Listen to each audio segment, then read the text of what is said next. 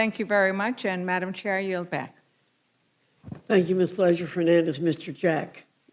Mr. Chairman, thank you very much for testifying. It's an honor to serve on your committee, and I would welcome for this committee you sharing with us. I come from a political background, and running on the elimination of waste, fraud, and abuse was one of the core campaign promises many of us made in 2024. The Americans sent us, the President to the White House, and us, the Republican majority. How do these bills we're considering today help us achieve that campaign promise? Yeah, absolutely. And these bills catch fraud before the money, they prevent the money from going out the door. That's the problem. So much of this fraud is happening from foreign fraudsters. Once you figure out, oh my gosh, the government just wired money to this fraudster. Well, they're in China. That money's gone. You'll never get it again. That happens every day in the federal government. That's what these bills do. Prevent fraud before the money goes out the door to the fraudsters, because so many of them, again, are foreign. You'll never get them back. And I have to add, we just published a report today where we did a very deep dive in the Minnesota fraud, where we brought in 9 career government employees, almost all of whom were registered Democrats. Not that that matters, but they were registered Democrats. They blew the whistle on the fact that Governor Walz and Attorney General Ellison knew about the fraud, yet did nothing about it. And our fraud report also showed, and I want you to listen to this, Ms. Scanlon, that the USDA Inspector General was not responding to clear signals that fraud was rampant. So I guess you want to give them a promotion and a pat on the back and probably a pay raise and let them keep working from home. But this is happening every day in this government. We got to do something about it. And the people are mad, and they're seeing which party's serious about fraud. I just had a primary last week. I got over 88% of the vote, and I saw the poll, and you're losing your primary, sir. So we'll let the voters speak. Madam Chair, I yield back. Thank you. Thank you very much. Gentlemen, thank you very much. Would you Madam like Chair, to may I ask- put the report in the Yeah, may I ask unanimous consent to enter into the record the Oversight Committee the majority staff report titled "The Cost of Doing Nothing: How Tim Walz and Keith Ellison Fueled Minnesota's Fraud Explosion." Without objection. Thank you, gentlemen, for coming. We appreciate your being here. And with no further questions, you're excused.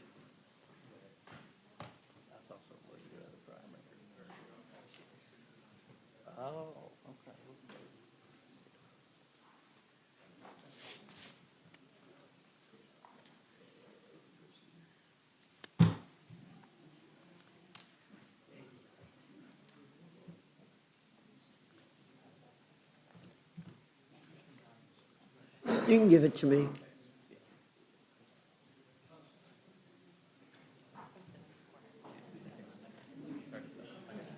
can give it to me. Just, yeah, we're over there. There you go.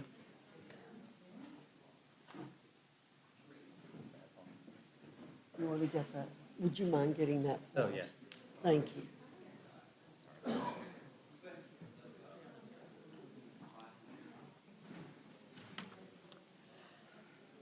Okay, this is a test, members of Congress. We have 8 seats sitting up here. Just take it. Will Ms. Randall, Ms. Tlaib, Mr. Correa, Ms. Garcia, Ms. Jayapal.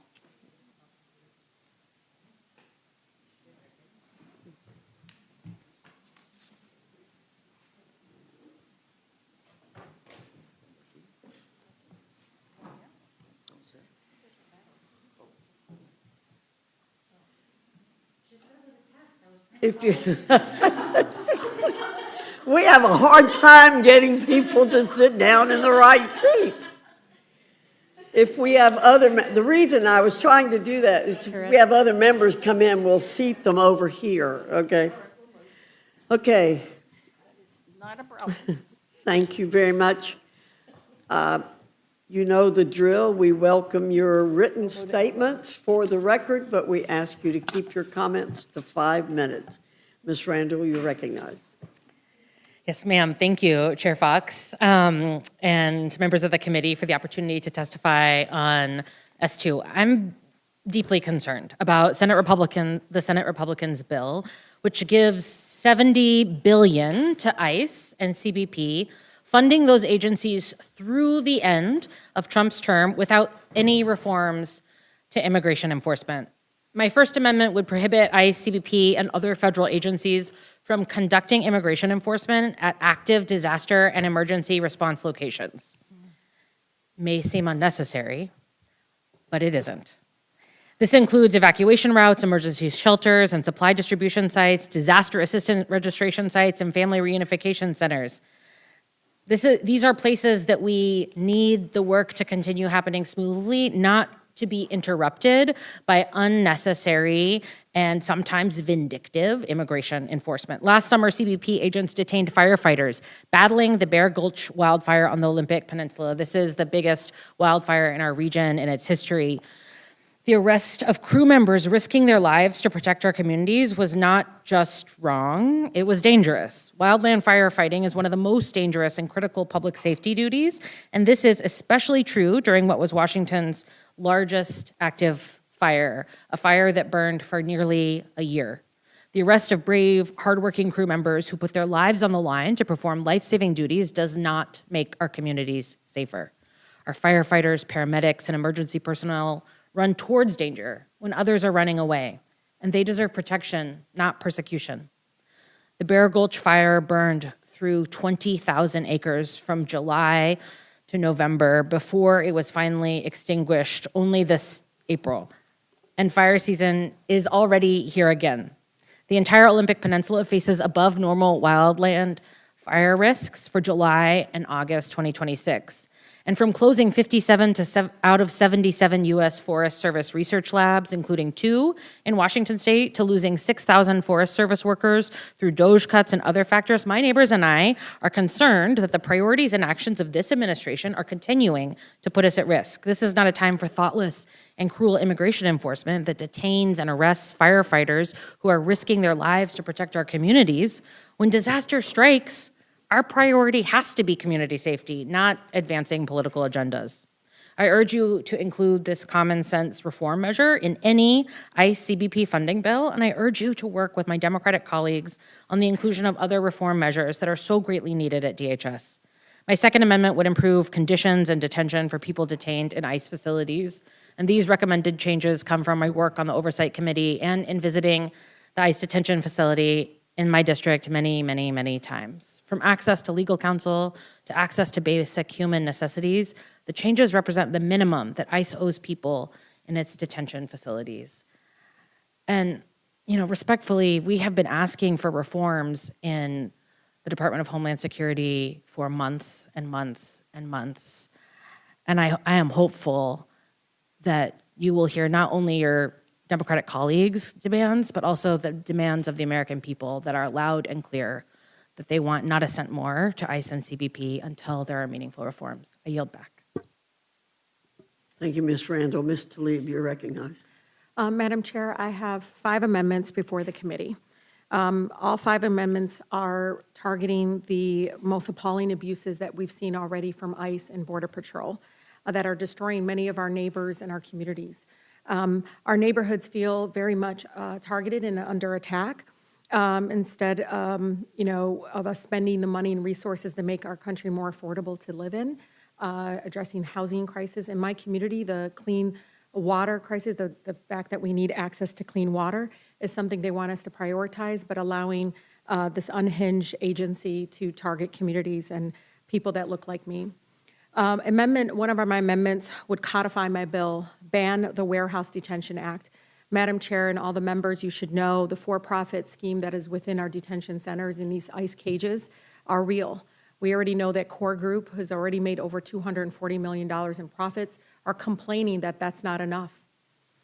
This prevents DHS from caging our immigrant neighbors in these horrific new warehouse detention camps, like the one that they're trying to open in Romulus. This ICE detention center, this ICE cage that they want to build in Romulus, Michigan, was supposed to be a manufacturing center, and instead they're going to cage and house human beings there. ICE detention is already extremely cruel, subjecting our loved ones to unsanitary and dangerous conditions that have led to record high number of deaths in custody. I already know of a 19-year-old teen who got a hold of a glass from a cell phone and began attacking his arms, trying to take his life because the conditions were so unbearable, and he was feeling very much dehumanized and criminalized. Warehouse detention camps only make things worse. So I ask my colleagues to please support our local communities and all of us across the country that are rising against these massive prison camps.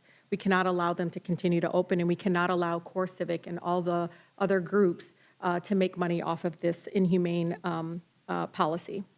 The next amendment would prohibit Homeland Security from closing the Office of Civil Rights and Civil Liberties. This is so incredibly important. When I was a Michigan State representative, this is where many of our parents came and said that, you know, ICE was operating at sensitive locations like places of worship, childcare facilities, elementary schools. And Madam Chair, you should know one of my elementary schools saw this overwhelming share of fear that came through the community. That's why we had to actually put policies in place to force ICE not only in front of sensitive locations like schools, clinics, churches, mosques, you name it, but also at funerals, because they actually don't understand the humanity of doing it like that way. So the Office of Civil Rights and Civil Liberties holds ICE and Homeland Security folks accountable. And since Trump took office, we know DHS has been systematically dismantling that Office of Civil Rights and Civil Liberties, opening the door of more abuses without any meaningful oversight. So we must restore that office. The next amendment, Amendment 91, requires ICE and CPP to maintain accurate online detainee locator system. Again, this is based on a family of 5 who for 12 days I could not find them. So when you hear residents say they've been kidnapped, that's why. We can't find them. And Border Patrol says, well, sorry, we're not the ones who control the system, the locator. We don't put their information in there unless ICE comes and gets them, Madam Chair. And so we have to change that. If they're in custody of the federal government, they need to be put in the locator so families know exactly where their family members are, so they have access to legal counsel, and to make sure that they have access to due process. Members of our communities have been unable, again, to locate our loved ones held in CPP. For days, lawyers also have been notified me that they're unable to find their clients, and families were unable to, again, to find their loved ones and to make sure that they're safe. My amendment mandates that Homeland Security maintain an accurate, detailed online detainee locator system so families and legal counsel can quickly and reliably find their loved ones and clients to better fight for their freedom and their rights. The last amendments that I have, Amendment 101 would prohibit ICE and CPP from transferring detained individuals out of state. This has been egregious.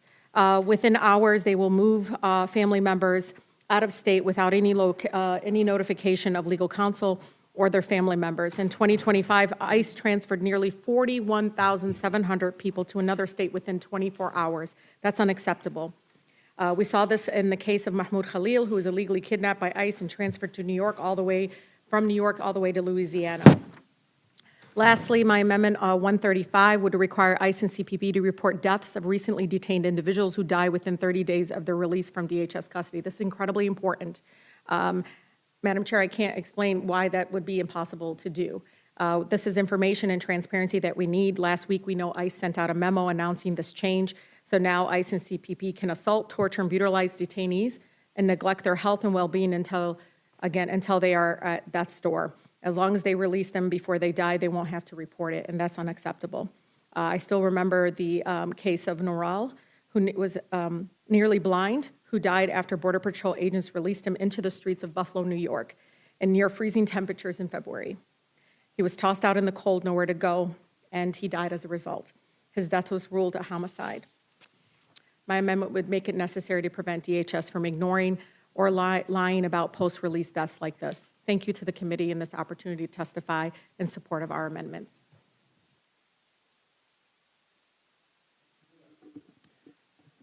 Thank you, Madam Chair and Ranking Woman. Before you today, before this Rules Committee, you're considering a proposal to give an additional $70 billion to the Department of Homeland Security on top of the already $170 billion given to DHS last year.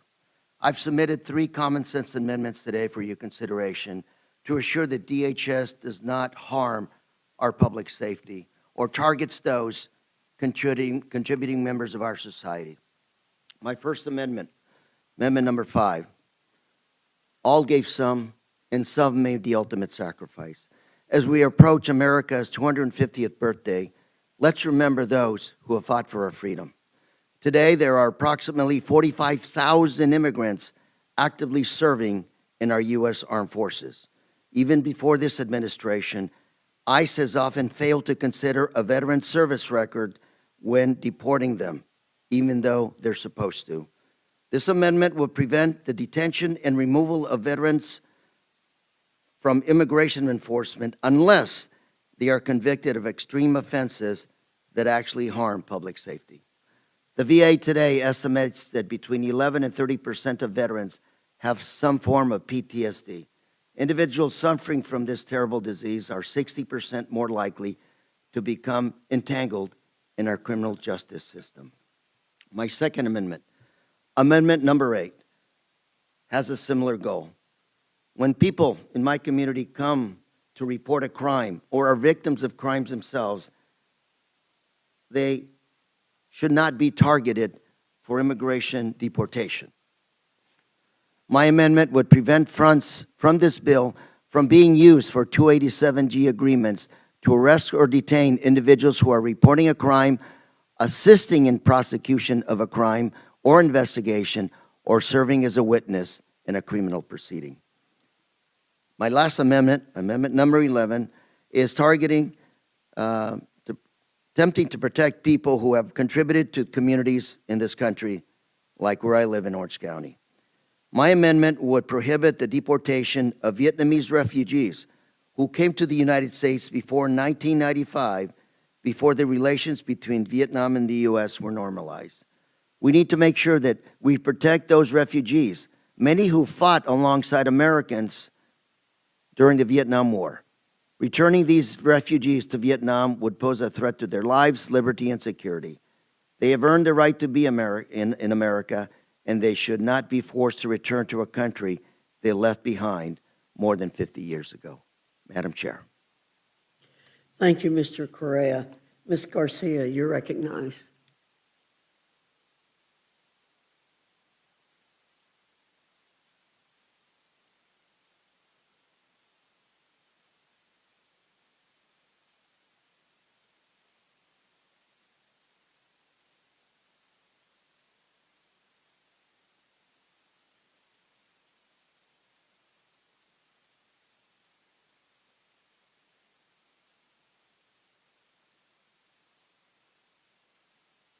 Punishes immigrants, it's about cruelty.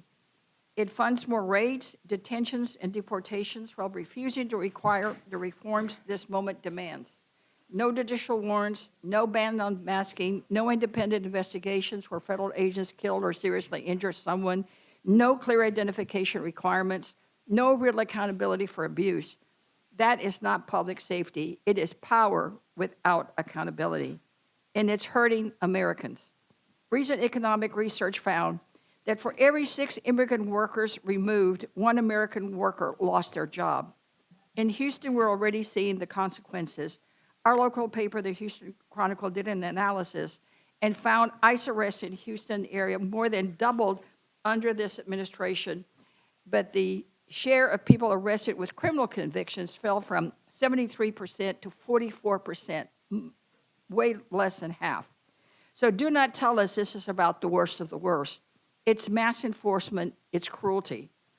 Last year was the deadliest year for ICE in more than 2 decades. This year already it's on pace to be the worst. We have seen 2 Americans shot and killed by federal immigration agents. And still, this administration does not hide the cruelty. They promote it. They brag about it. They turn fear into social media content. It's cruelty dressed up as policy. That is why I'm offering 10 amendments to put basic limits, oversight, and human dignity back into this bill. My amendments would stop taxpayer dollars from fueling enforcement in field offices. They would include my Restoring Community Trust Act, because police officers should not be forced to serve as immigration agents. When immigrant families are afraid to report crimes to go to court, everyone is less safe. My amendments would fund processing instead of chaos. This money would go to U.S. Citizenship and Immigration Services and CBP processing coordinators. DACA recipients are already facing processing delays. They should not lose their jobs or protections because Congress chose more raids over timely processing. My amendments would also require transparency. Officers carrying out immigration enforcement should wear standardized uniforms. ICE and CBP should respond to congressional inquiries within 30 days, including those raised during oversight visits. Finally, my amendments protect basic human dignity in detention centers. I have visited the Dilley Detention Center in Texas multiple times, and it's not getting better. It's getting worse at every visit.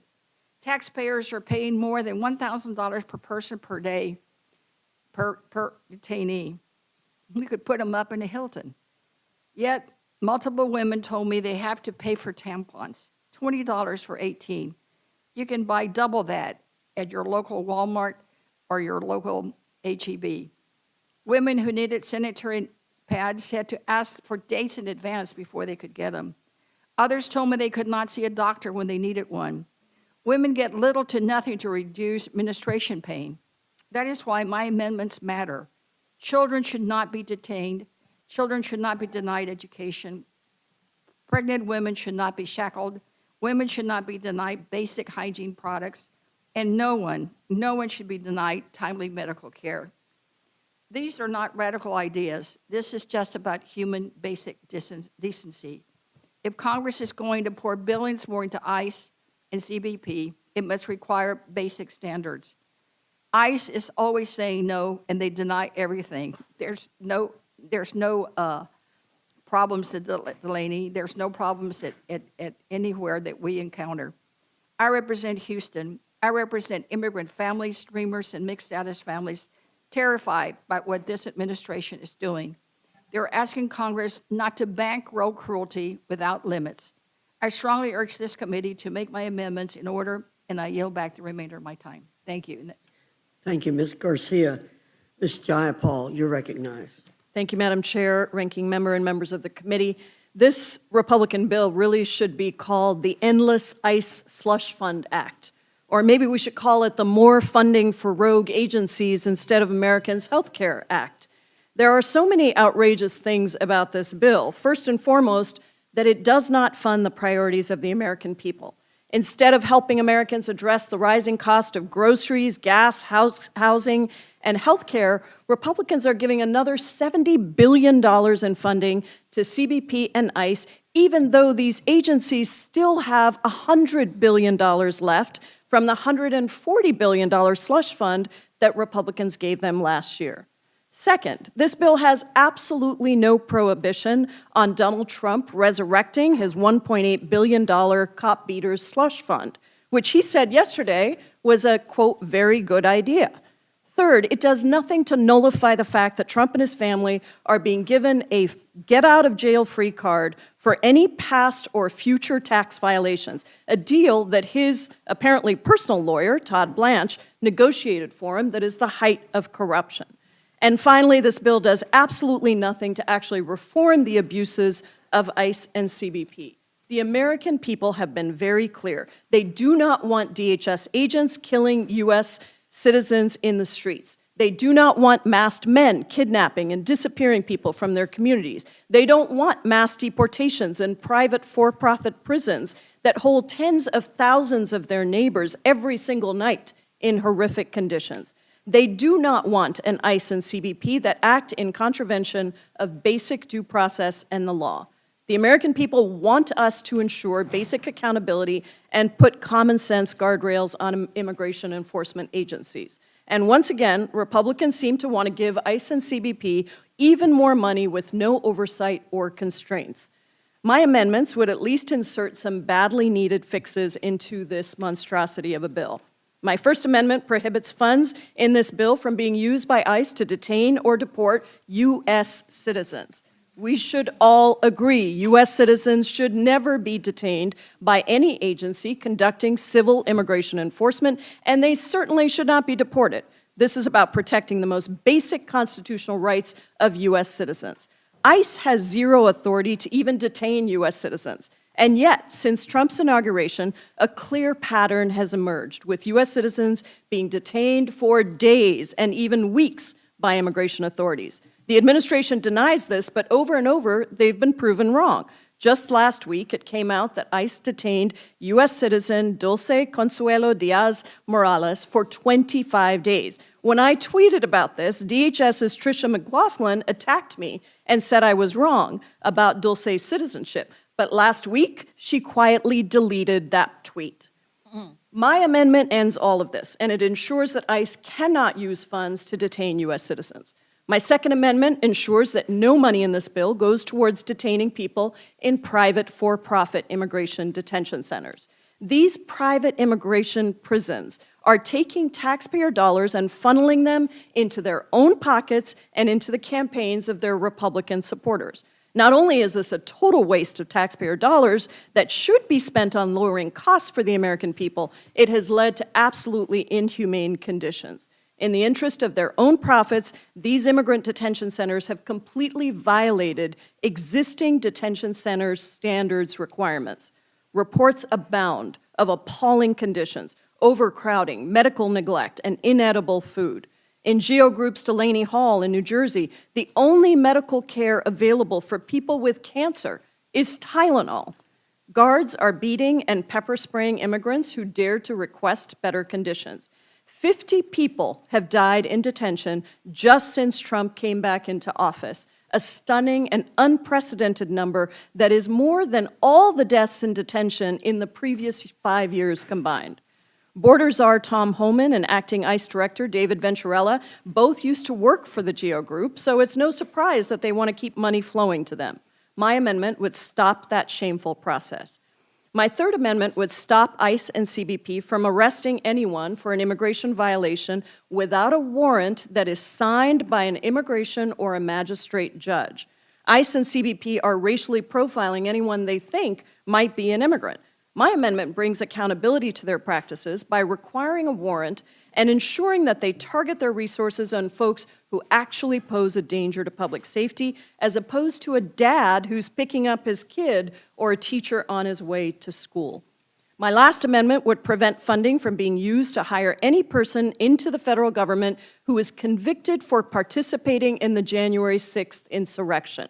Trying to overthrow our democracy should be disqualifying for federal service. And yet Trump recently hired a convicted January 6th rioter to work in the Pentagon. It is simply outrageous to have an insurrectionist working in the department tasked with our national security. This is a bad bill, but with my amendments, it could at least address some of the most glaring issues in immigration enforcement and protecting democracy under this administration. I yield back.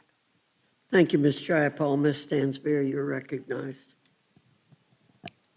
Thank you, Madam Chairwoman, Ranking Member, members of the committee. Thank you for the opportunity to testify today on this reconciliation package and the amendments we have in front of the committee today. At a time when families across New Mexico and this country are struggling to put food on the table, a roof over their heads, and to keep the lights on, this reconciliation bill hands nearly $70 billion in taxpayer dollars over to ICE and Border Patrol for 3 years with little to no oversight. Just a blank check bypassing the normal congressional appropriations process. And I think we all have to ask why. Because obviously, you wouldn't be able to pass this package if you went through the normal appropriations process. And just like the blank check that you gave ICE last year, totaling $140 billion, you are bypassing the normal appropriations process for the remainder of the Trump administration by passing this bill through reconciliation for 3 years. Because the American people have made it clear that they do not support the cruel, inhumane, and unconstitutional violations of civil rights and human indignities that we have watched over the last year and a half under this administration. Terrorizing communities, deploying troops to American cities, Americans who have been shot point blank in the face by ICE agents with no accountability. Families torn apart, children detained in private prisons, dozens dead in private detention centers with no oversight, and millions of families in this country living in fear. Grandparents who are afraid to go to doctor's appointments and to go grocery shopping, children who are afraid to go to school right now, and countless others who are uncertain of their futures. In New Mexico, our communities are living in fear. Just a couple of weeks ago, a friend of mine who has lived in this country for over 40 years, a legal resident and the primary caretaker of his aging wife and grandchildren, was called into an ICE appointment and was uncertain if he would return and what would happen to his family.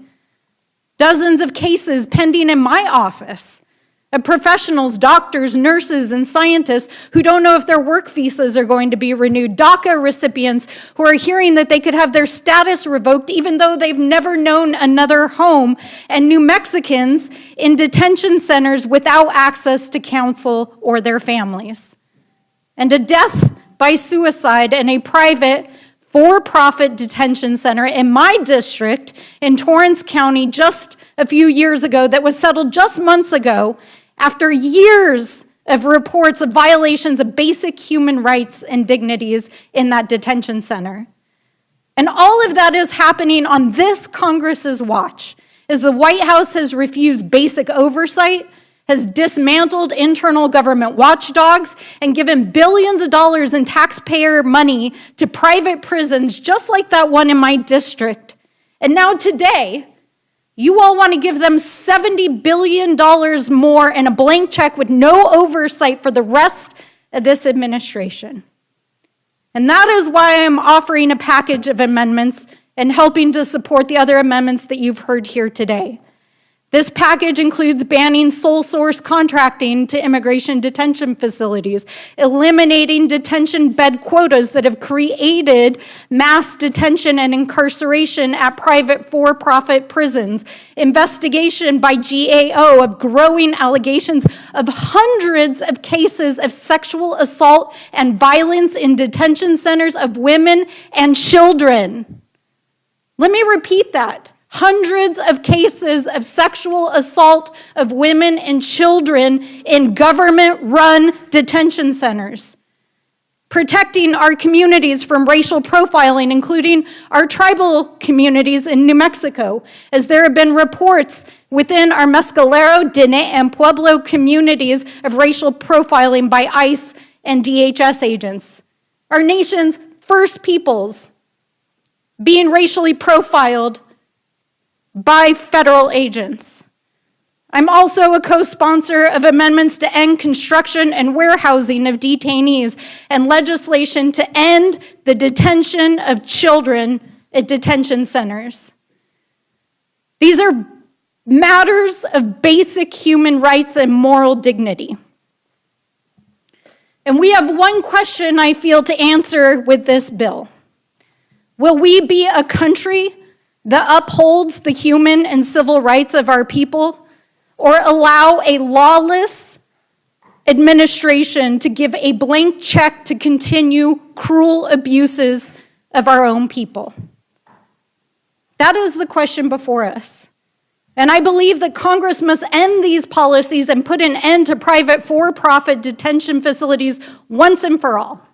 And in New Mexico, we have answered that question. We have passed legislation to stop these policies.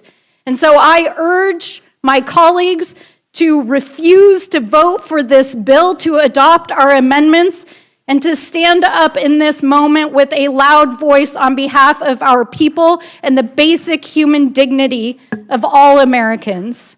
This is a moral moment for our country, and history will remember. I yield back. Thank you. Mr. Krishnamurthy, you're recognized. Thank you, Madam Chair. I find an additional $70 billion for ICE and CBP to be absolutely outrageous. As an immigrant, I am not reconciled to this bill, which has been misnamed the Secure America Act, because it would lead immigrants and all Americans to feel more insecure, not less. Today, I come to present two amendments for your consideration. First, I come to speak in support of my Amendment 120 to make it clear that the declaration of a national emergency shall not be considered an authorization to deploy federal law enforcement, including ICE, to any location at which a general or special election is held, or where the votes are being tallied, or where the results are being certified.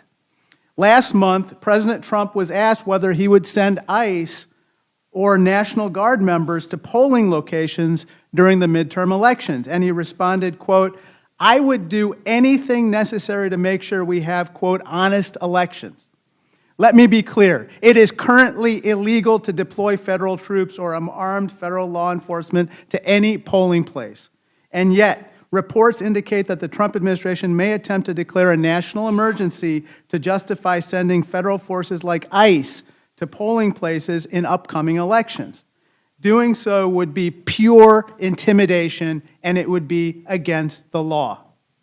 I am submitting Amendment 120 today to make clear that a national emergency does not allow any deployment of federal law enforcement, including ICE or CBP, to election locations.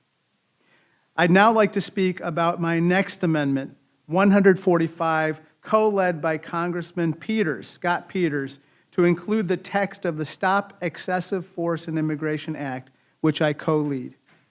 This amendment establishes clear and necessary guardrails on the use of force in immigration enforcement by aligning it with existing Department of Justice standards. It requires that any force used by ICE and CBP be proportional, de-escalatory, and employed only as a last resort. It also prohibits the use of masks and tear gas by these agents and mandates the use of body and vehicle cameras and reinforces constitutional protections, especially critical at a time when we have seen troubling incidents, including the deaths of Nicole Good, Alex Preddy, and Silverio Villegas Gonzalez in my own city of Chicago.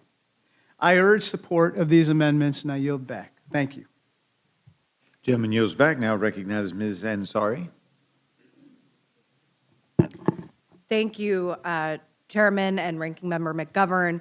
It is absolutely horrifying that Republicans and Donald Trump want to send $70 billion in more taxpayer dollars to ICE, which is already the most well-funded law enforcement agency in the United States, receiving more funding than many national militaries around the world. This is an agency that has ripped parents apart from children, deported asylum seekers and green card holders, terrorized communities, and hid their faces from the public while doing it. One of the most disturbing aspects of the entire Trump mass deportation agenda has been the corruption and the profit that companies are raking in by brutalizing immigrants and destroying our communities. These for-profit companies like CoreCivic and Geo Group literally make billions of dollars to lock people in cages, deprive them of food and water, and subject them to medical neglect. It is appalling, it is grotesque, and it is shameful. It's also staggeringly corrupt, with a few companies and their top executives making billions of dollars at the expense of the legal rights and liberty of human beings. Frankly, it is absurd that Donald Trump and Republicans are shoveling billions in contracts to their friends and allies while regular Americans cannot afford health care, they cannot afford groceries, or their electric bills. My amendments would place an outright ban on these for-profit private detention centers, making sure that these companies no longer have incentive or opportunity to lock up as many people as possible with hardly any meaningful oversight or accountability. The things that I've personally seen in detention centers like Eloy and Florence in Arizona, as well as an ICE holding facility at a Phoenix area airport, are truly shocking. People packed into cells like animals, begging for water and medical attention. I've witnessed people vomiting blood. I have a constituent named Yari who has leukemia, who has been in an ICE facility for over a year and has lost 70 pounds because of the neglect she has faced. I've spoken to legal residents who were snatched up by ICE without any due process whatsoever. And it's all being done in service of profit, corruption, and a vile system of deportation quotas. These are the same companies that promised their shareholders a Donald Trump presidency would be a golden opportunity for their bottom line. We need to outlaw these private detention centers, demand accountability, and pass my REIN and ICE package of legislation to eliminate inhumane conditions in ICE facilities. My other amendments would include a requirement for a nationwide internet-accessible reporting system for each instance of disease, injury, or health concern in a detention facility. We saw just last week that Acting Director of ICE, David Venturella, amazingly a former top executive at GEO Group, direct his agency to eliminate a requirement to report the death of detainees in ICE detention that occur within 30 days of release. People are literally dying in ICE's care, and instead of addressing the problem, they'd rather just pretend it doesn't exist and cover it up like so many other aspects of the Trump regime. We cannot allow ICE and these for-profit detention contractors to continue to abuse human beings and block all accountability. I urge House Republicans to join Democrats for once to stop a completely out-of-control president and his authoritarian paramilitary force. I yield back.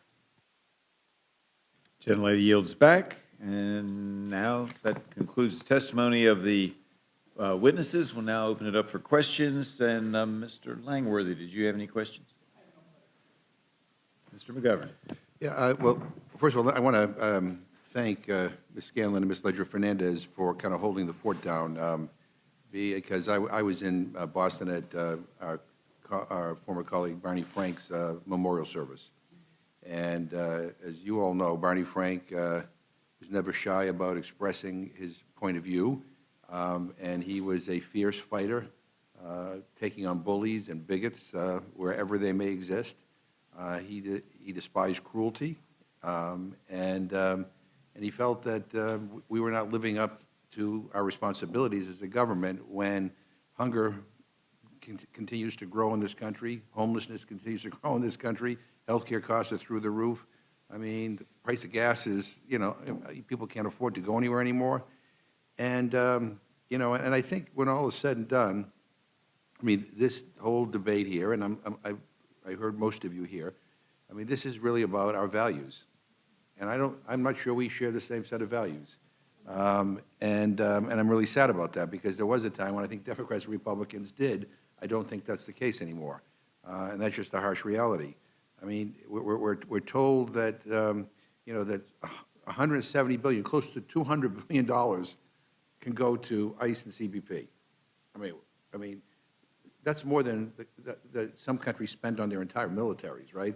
I mean, we have $200 billion to put to continue this policy of cruelty, to reward agencies that have behaved unlawfully. But just last week, we voted on an agriculture appropriation bill to cut WIC by $200 million. He said we don't have the money. Well, the cost to fully fund WIC is like 1/10 of $1 trillion. We have the money for this, but we don't have the money for that. And, we're about to spend $1.5 trillion on a defense budget that is so over the top that I think even Dr. Strangelove would be impressed with how big it is. We all talk about fraud and waste, which some of the other panels were talking about, and nobody dares to go looking into the Pentagon budget for fraud and waste. And yet, we cut SNAP by $200 billion. You cut Medicaid by $1 trillion. And so, really, at the end of the day, this really is about values. We'll see what happens come November. But I think more people think like us on this stuff than think like my Republican friends. And I worry. I'm like, how can you possibly spend $170 billion? Like, how are they going to spend it all? And I do worry, as you pointed out. I do worry, what is going on in Trump's brain? Because I watched that interview he did with Kristen Welker. I'm going to tell my Republican colleagues, you need to call somebody at the White House. He needs help. He needs to get professional help. That's just not normal. That's just not normal. And then I'm thinking, well, is it possible that he may be looking at this money as a way to interfere in the midterm elections? Is he going to send ICE and CBP to the polling places? Is he going to have Pete Hegseth deploy, our service members at polling places? I just don't trust this guy at all. I mean, it is alarming what's going on. And I really think that my friends on the Republican side need to understand that this moment is a moment of concern. It doesn't matter what your party ideology is. Everybody should be concerned about what's happening in this country. And the stories that we have heard, I visited ICE detention facilities in Massachusetts. We went to one in Dilley, Texas. I mean, we've heard the stories.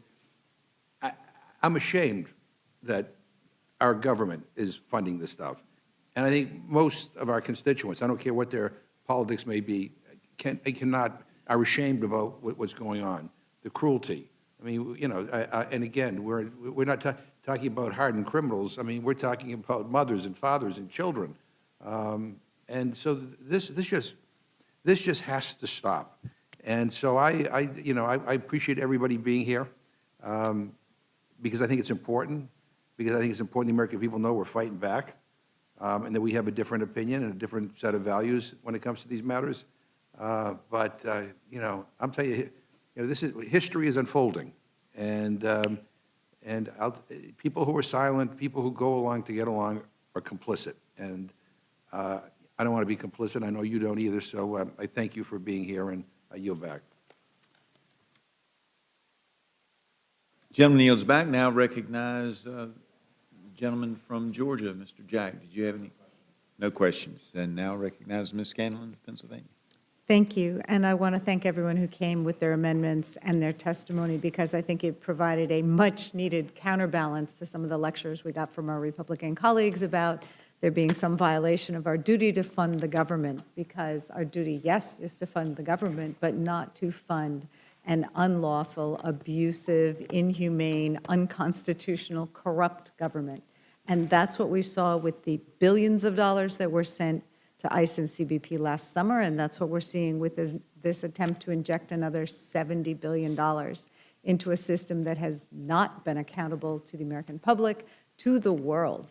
I mean, as we've seen, you know, American citizens killed on American streets, as the whole world saw that, crickets from our Republican colleagues. They will not step up. They will not bring legislation to the floor. As we've heard growing reports of sexual assaults in these detention centers, of food that is inedible, of people who are not getting the medical treatment that they need, crickets from our Republican colleagues. They will not do their jobs. They will not make sure that American taxpayer dollars are not being spent in ways that should make all of us ashamed. So I thank you for the amendments that would protect sensitive locations and jobs that immigrants are doing in our country, whether it's churches and schools and courthouses and people who are veterans and are firefighters. And thank you for the attention to the fact that this has become a massive, corrupt way to funnel billions of dollars into private contractors' pockets, folks who are making bank off holding humans in inhumane conditions and are getting richer the more people they hold, the longer that they hold. Thank you for the amendments that have to do with excessive force, not allowing people who are armed out on our streets to be unaccountable because you don't know who they are. In fact, in Philadelphia, we've had a couple incidents where people who were not ICE agents dressed up as them in order to terrorize other folks. So, I mean, none of this, what is happening, it is not making Americans safer, and I really appreciate the amendments that have been offered by folks here. I think we need all of them, and at a minimum, we should get a vote on them and see where our Republican colleagues stand. Because if they're not going to bring these bills up on their own, then we should get the opportunity to vote on them and see whether they're in favor of armed and masked agents on our streets, of corporations like GEO making 800% increase in their profits, of whether it's okay to abduct and hold American citizens for weeks and months at a time with impunity, because that's what they're funding and that's what this bill is going to go for. So thank you for your amendments. I hope that all of them are made in order, but I suspect none of them will be. And we just have to fight another day. Thank you. I yield back. Gentlelady yields back. Ms. Ledger-Fernandez. Thank you very much, and I too thank you for bringing amendments and making sure that the American people know why we find this legislation to give $72 billion that is not paid for, that is your children and grandchildren are going to pay for this because they won't give $200 million to help women and children afford healthy food and nutrition, $200 million, but they'll give $72 billion to these contractors. And I mean, almost every single one of you pointed out the issue of the private prisons and how much money they're making. And I wanted to bring out the fact that those private prisons and the aviation services have also, it's a pay-to-play, right? It's a pay-to-play. They have contributed to Trump, MAGA, and Republicans, and they've gotten money back. And so I thought maybe I'd just ask a couple of you, is this a concern? Like, should Americans be concerned that we are giving so much money, billions upon billions upon billions, as a return on investment on campaign contributions? I'll just go down the line. Representative Ansari, and we'll just go down, like, what are your concerns? If you could just give us like a sentence or two about the fact that they are getting so much money back for their campaign contributions. I mean, I think we know this is the most corrupt administration in American history, but this particular corruption story with these private prison companies, the airlines, et cetera, making so much money, literally to keep people for arbitrary amounts of time, to, you know, we know these quotas that the Trump administration wants to meet. All of this is to make these companies more money. And that's very, very clear because we know that the vast majority of people in detention have no criminal record whatsoever. Thank you, Representative. And I was holding up a report, and this report from Open Secrets actually lists what the contracts are and then how much has been given to Trump and MAGA Inc. And it's ranging from like hundreds of millions of dollars to several $100,000, but over and over, the corporations that are giving the biggest, and I'll enter it into the record in a bit, Mr. Chairman. Representative. So I'm from Illinois, and this would make former Governor Rod Blagojevich blush. I think this is golden, as he would say. This is exactly the definition of pay-to-play, and it's yet another reason why it's so objectionable, this so-called reconciliation package. Representative Stansbury. Thank you, Congresswoman. You know, as a New Mexican, it not only hurts my heart, it offends my sense of justice that, for example, the ICE contract for Torrance County alone in our home state is $2.4 million a month. And that is not to detain criminals. That's to detain families and children. And that's not money going to our families. That's not money going to employees. That's $2.4 million a month going to a private prison contractor who's not even based out of New Mexico. And they're making that money off of the backs of detaining New Mexicans in a for-profit prison. That is disgusting. Representative Jayapal. Thank you for the question. This is so corrupt on so many levels. Number one, these three for-profit private prison companies made a distinct decision to contribute millions of dollars to the Trump campaign and to Republican candidates across the country. You can look at that Open Secrets report you're showing to really demonstrate how much of that is. Number two, that was because they knew that then people here in this body would make sure they got that back by the multiples, which is exactly what's happened. 170 billion plus this 70 billion on top of the regular appropriations process. So this is a remarkable amount of money that could be spent on so many other priorities. Number three, think about what this money is being spent on and how you could use alternatives to detention that cost cents on the dollar for the people that do need to be detained. 70% of the people that have been detained don't even have a serious criminal conviction. And so not only are we detaining people that don't need to be detained, but even the people who are being detained for some reason could be detained utilizing alternatives to detention that don't cost any money. But that, of course, would mean no money into the pockets of these private for-profit prison companies, and it would mean no contributions to Donald Trump and Republicans who are supporting this bill. And the contributions, the GEO Group PAC, employee-funded, they contributed $1 million to a pro-Trump super PAC, Make America Great Again, in 2024. GEO Group and Core Civic each donated $500,000 to the 25 inaugural committee, and the line goes on. Representative Garcia, a couple of sentences.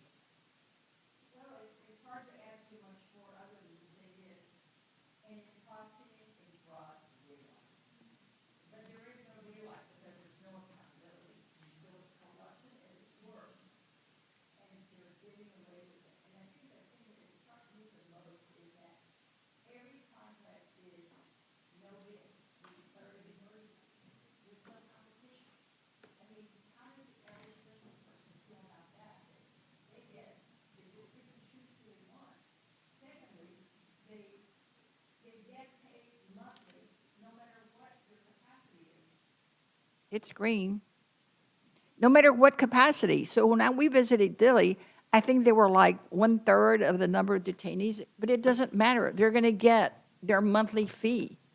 I mean, what kind of sweetheart deal is that? How many business people would love it that whether you make 10 widgets or 1,000 widgets, you're still going to get paid the whole monthly retainer? And then charge the women, when you told me that's outrageous, Well, that you know that they're getting paid. $20 They're getting for paid and they're 18 charging the women tampons. for And basic- for you and I are tampons. probably beyond the need to use tampons, but we can find it cheaper. And if we go through a whole week, we probably need more than 18.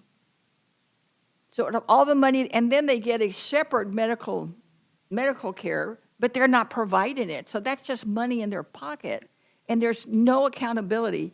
You know, this president has gone after Jerome Powell about his contract. Why don't we look at all of these contracts? And let's find the fraud, waste, and abuse in all these contracts and shut them down, because they are just making profits on people's back, and they have no incentive to get anyone released, because the more people that are sleeping there, the more money in their own pockets. It is just simply disgusting. So, Representative Correa, and I want to point out to the American public that in the discussions we have had here today, where we have had Republicans sitting here saying, we need this money, we need it now, it's the most important thing possible, they have all also received political campaign contributions from GEO Group that includes Chip Roy, Representative Arrington, Representative Garbarino, Representative Jim Jordan. All of them are receiving campaign contributions, turning around and granting billions back. Representative Correa. Thank you, ma'am. I just wanted to emphasize what Mr. McGovern said a minute ago. 170 billion from last year, 70 billion more, 250, almost 250 billion dollars. What purpose? I'm out of Orange County, California. We have a history of poll guards, but we've never had poll guards with a federal badge and a federal gun keeping people from voting. I need America to wake up to this. This is serious stuff. This is our democracy hanging, and our president has made it clear he's going to do everything he can to win in November. And thank you for also bringing the amendments about our veterans, right? These are veterans who were promised that if they would put their lives on the line for America, America would stand for them. And what have we done? They took an oath to this country. A lot of them made the ultimate sacrifice. Representative Tlaib. I think it's important. I just want to read from an article. This was from an investor call. So this is literally, they're talking about human beings here. And then the investor call where somebody from a Core Civic said, quote, one of the big questions has been the pace of detention by ICE, that it's been below what investors thought it was going to be, one caller said. I think people thought we'd be at least at 100,000 level. We are a little over 70,000. Again, talking about it in numbers, not a human being impact. This is, again, Core Civic and GEO Group, who have some of the biggest complaints in regards to medical care access. Congresswoman, the meals, I mean, the people that we've talked to and the attorneys that represent them continue to tell us that they are all number-driven and profit-driven. They're not about care, and they don't care. And 97% of the people that are in these companies' facilities don't have any criminal record. Thank you, and if you can just give us a couple of sentences and close it out. Thank you so much, Congresswoman. I'm worried, like my colleagues, about the no-bid contracts and the corruption that we are seeing running rampant, centered at and driven from 1600 Pennsylvania Avenue. Our constituents want their taxpayer dollars to be used respectfully and responsibly and in service of healthcare and housing and affordability. We hear it over and over and over. Folks are struggling while these companies, these Trump donors, are getting richer by warehousing human beings, and that's absolutely abhorrent. It's all about choices and what we prioritize, and I thank you very much, and Mr. Chair, I yield back.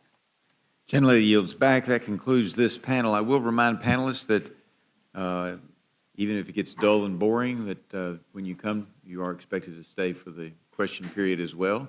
And this panel is released, and we'll recognize the next panel in just a second.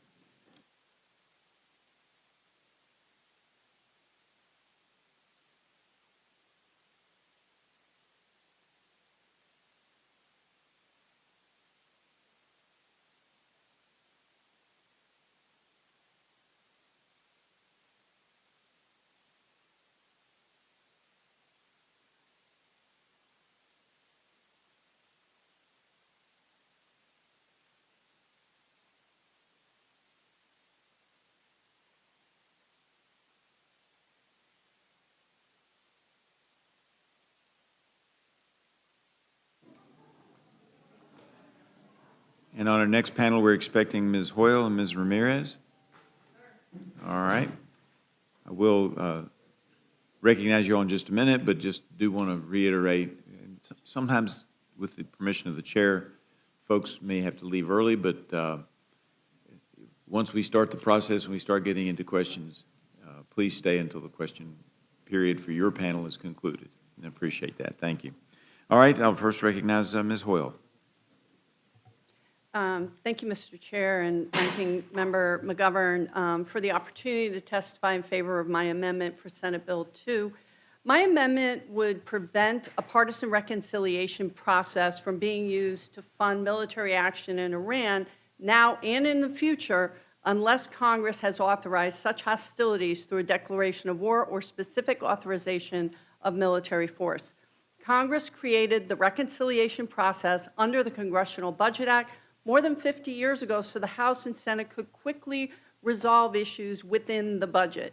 Reconciliation was never meant to replace the bipartisan appropriations process, and yet we've seen the Republican majority use this process over and over again, denying the kind of public process and representation that nearly half the citizens of this United States voted for. Using this process to fund ICE and CBP shuts the door on the negotiations needed to reform those agencies. Not for nothing, these agencies are already funded through 2029 while we're taking food away from pregnant women and children. We cannot normalize using reconciliation as the vehicle for every party line priority. As we consider this resolution, we cannot ignore what might come next. The administration has already requested $350 billion in mandatory defense spending, and another reconciliation package could be the vehicle moving for that funding in the future, all while tearing health care and food away from our most vulnerable citizens. I want to make sure that reconciliation does not become a blank check for spending billions of taxpayer dollars, all while putting American lives on the line. A decision this serious requires open debate, transparency for the American people, and members of both parties being forced to take a vote. The American people deserve to be able to see a transparent discussion and a deliberate decision-making when we are putting American lives on the line and spending billions of taxpayer dollars. This should be an easy vote because it's in the interest of our constituents that we follow the oath that we took to uphold the Constitution and take back our authority to declare war and be good stewards of taxpayer dollars. I know my constituents across the political spectrum, I represent very progressive areas and very conservative areas, they believe we should be investing in America first and not wasting money on agencies like ICE and CBP that have plenty of money They're funded through 2029, while they're committing human rights abuses and unconstitutional detainment of both legal and undocumented immigrants and citizens who look like immigrants. You want to stop waste, fraud, and abuse? Let's start with ICE, CBP, and the Department of Defense, and I'm happy to work with anyone on those things. Thank you very much. I yield. Gentlelady yields back. Now recognize Ms. Ramirez for her time. Yes, ma'am. Thank you, Chairman. Well, good afternoon, and it's good to also see Ranking Member McGovern. I want to thank you both for the opportunity to testify today. As I've said before, DHS, ICE, and CBP, they're not really rogue. Congress designed DHS a little bit over 20 years ago under the pretense of securing our safety and protecting us from domestic terrorism to have the rights and the authority that you see now and how they violated. So it's hard for me and many Americans to believe that S2, the Secure America Act, a bill that would give another $70 billion for DHS's mass deportation campaign, does what the title actually suggests. Frankly, I think it's the opposite. And you know how I know that? Because for over a year, we've seen what DHS can do with its unlimited resources and its unchecked power. Our communities have witnessed abductions, kidnappings, the militarization of our cities, murder of our neighbors, the persecution of dissent, and the rise of fascism in our nation facilitated by DHS immigration enforcement. So let me be clear with you. Reforms are not enough.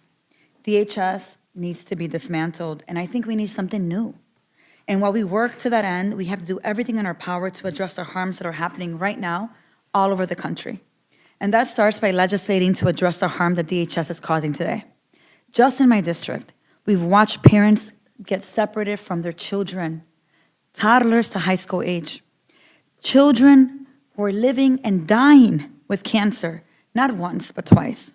Constituents with protections like DACA and U visa applicants who have been illegally detained, 8th graders with autism who have been held in Dili for months, and constituents who have been pepper sprayed outside of their schools, all in my district.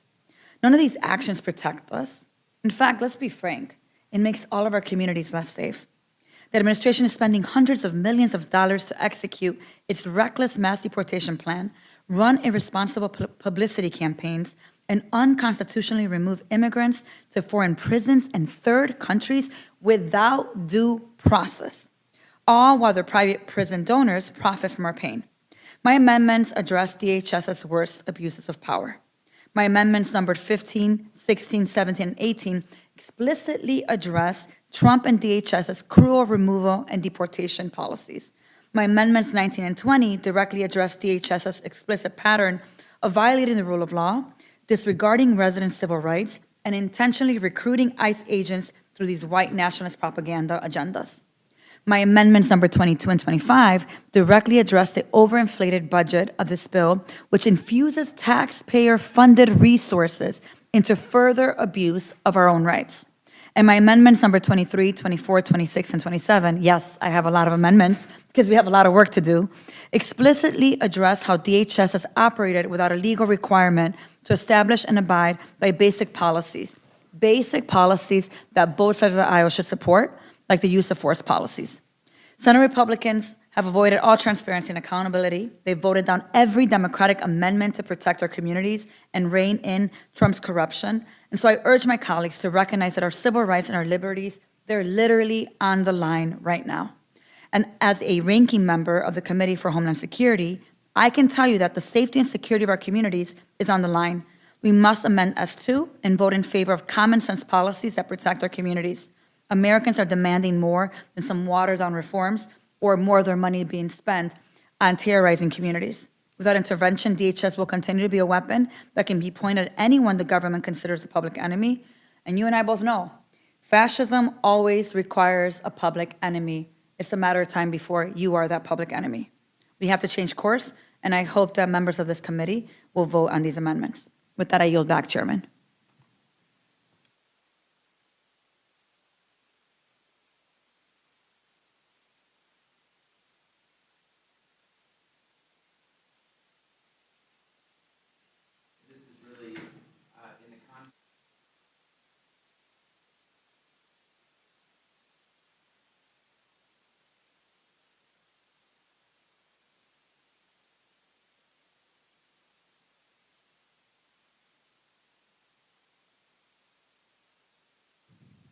Well, thank you.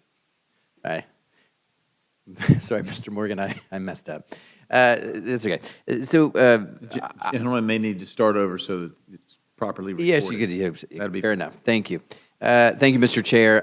I'm stunned by the amount of money that Congress and the President want and expect the taxpayers to spend on ICE, on detention, deportation.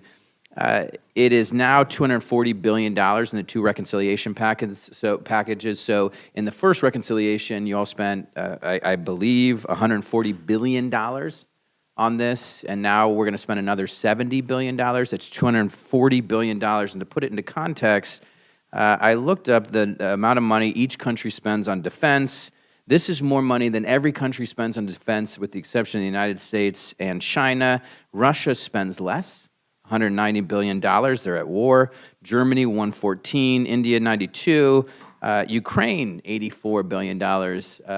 That pales in comparison to the $240 billion that you all are going to spend on mass deportation, which everyone agreed was logistically impossible, constitutionally questionable, if not wrong, and prohibitively expensive, yet you're going to spend $240 billion on this. The two amendments give you two options in case you want to change your mind.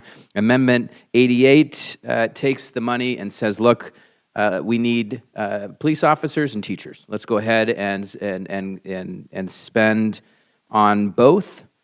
So the money reassigns the funding evenly between the Department of Education's grants to states that will help recruit and retain teachers and the Department of Justice's community-oriented policing services, or the COPS grant program that helps people hire and retain police officers. If that is insufficient, Amendment 157 reassigns funding, $10 billion for cops, $10 billion for roads and bridges, $10 billion for teachers, $10 billion for food assistance, $10 billion for utility assistance, and $20 billion towards paying down the national debt, which has ballooned in this reconciliation process. It's almost $40 trillion. With that, Mr. Chair, I yield. Gentleman yields, and we now have Mr. McGarvey, who's joined us. No, wait. You got to wait for questions and answers. Sorry, we'll have questions session as soon as we finish the panel. Mr. McGarvey. Thank you, Mr. Chairman. I've just got three simple amendments I want to propose today. Let's look at this. In this budget, the Republicans have given ICE another $70 billion. I say another $70 billion because it is on top of the $170 billion they have already done. That is $240 billion, way more than they ever gave during the entirety of Trump's first presidency. But $240 billion for ICE and CBP, what does that mean? Right? This is $250 billion. This is more than every country on earth spends on national defense except for the United States and China. We are giving that money to ICE. We are giving more money to ICE than to what every state, city, county, and the federal government spends on detention right now, and they are giving it to ICE. I don't understand this at all when we look at the problems that are going on in this country. I mean, we're talking about $250 billion, yet in this country, the words homeless and veterans still go together. They should never go together. Take the $70 billion that's in this reconciliation bill right now, this is what this amendment does, and give it towards veteran housing. This would make sure that every veteran in the United States of America has a roof over their head, period. In fact, $70 billion would probably end homelessness altogether. So that's what we should use it for instead of, $240 billion. This is more than Russia spent on its defense this year, and they are currently in a war. I've got another amendment I want to propose as well. This is an amendment that talks about what's going on with the ballroom. Here, we're talking about a budget here. This budget, this is ridiculous. You're talking about $240 billion for ICE. We don't have enough money for veterans. We don't have enough money for kids, for food, for medicine. We have so many problems in this country. Yet the president destroys the White House and says, let me put $1 billion in for a ballroom in the Gilded Age. This is not serious. So we need to make sure that not a penny of taxpayer money goes towards this ballroom. My third amendment that I want to propose today, This is the last one. This is about the slush fund that the president has created, $1.8 billion. Now, this is a president who we have seen lie on multiple occasions. Said he was going to release the Epstein files. He didn't do it. He said that he wasn't going to use a single dollar of taxpayer funding for the ballroom. Of course, he's trying to do that. That's why I have that other amendment. Go down the list. He says on his $1.8 billion slush fund for people who attacked the Capitol and assaulted police officers in an act of domestic terrorism, he says, I kind of like this idea. Let's stop it now. Let's make sure that no money goes to the president and his allies who were involved on January 6th. We can put this amendment in, we can stop it. Because going back to my time in the legislature in Kentucky, I have said that the budget is the ultimate policy document. You politicians can say whatever they want. The budget is where they literally put their money where their mouth is. But more than that, a budget is a moral document. This budget falls short by what it does. We can correct a few of the mistakes with these amendments. With that, Mr. Chairman, I yield back.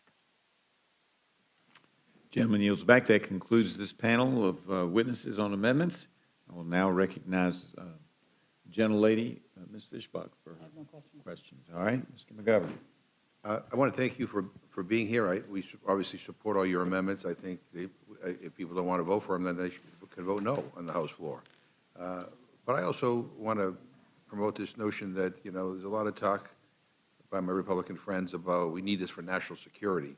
Right? I think we need a new definition of national security in this country, one that includes things like the quality of education we provide our kids, the purity of our environment, whether people can afford health care, whether people can afford groceries and food so we don't have people going hungry, whether people can afford housing, at a time when we see the number of people living on the street going up and up and up because they just can't afford housing. It has to include other things, right? I mean, the integrity of our government. And again, close to $200 billion, when last week this majority cut WIC by $200 million. And I'm not even getting into the $200 billion cuts in SNAP or the $1 trillion cuts in Medicaid. I'm like, what are we doing here? I mean, why I thought we're supposed to be about helping people, and it seems like we're not only hurting people, we're really screwing people over big time with this. And I don't know. I don't know.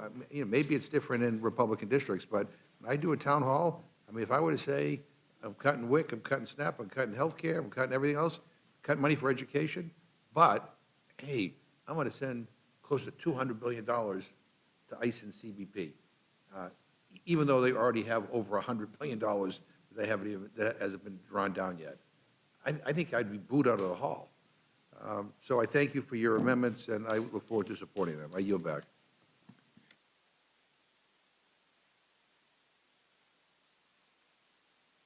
Sorry, gentleman has no questions. Now recognize Ms. Scanlon. I just want to thank everyone for bringing your testimony and your amendments and addressing the morality, or rather the immorality, of this $70 billion deficit spending slush fund for corporate donors to the president. Really appreciate you pointing out the corruption that is inherent in all of it and trying to do the work of the people. I yield back. Gentlelady yields back. Now recognize the gentleman from Georgia, Mr. Scott. Mr. Scott has no questions. Now recognize Ms. Ledger Fernandez. Thank you. Each of these amendments are so essential in your testimony, especially pointing out the contrast, like when we think about what we could be spending the money on, or how we're spending more money on ICE and CBP than countries that are at war on their defense. Wow. Right? And you are absolutely right, Representative Ramirez. We have a lot of work to do, and it is just unfortunate that Republicans refuse to do the work to protect basic constitutional principles that all people in the United States are entitled to. What we're talking about is like comply with what every other law enforcement does. It's just amazing, but I'm so grateful for your testimony and your amendments, and thank you for coming and staying for questions. Thank you all so much. We appreciate your testimony and the fact that you stayed for questions, and you all are released to go, and we'll now take a minute and then welcome in the third panel.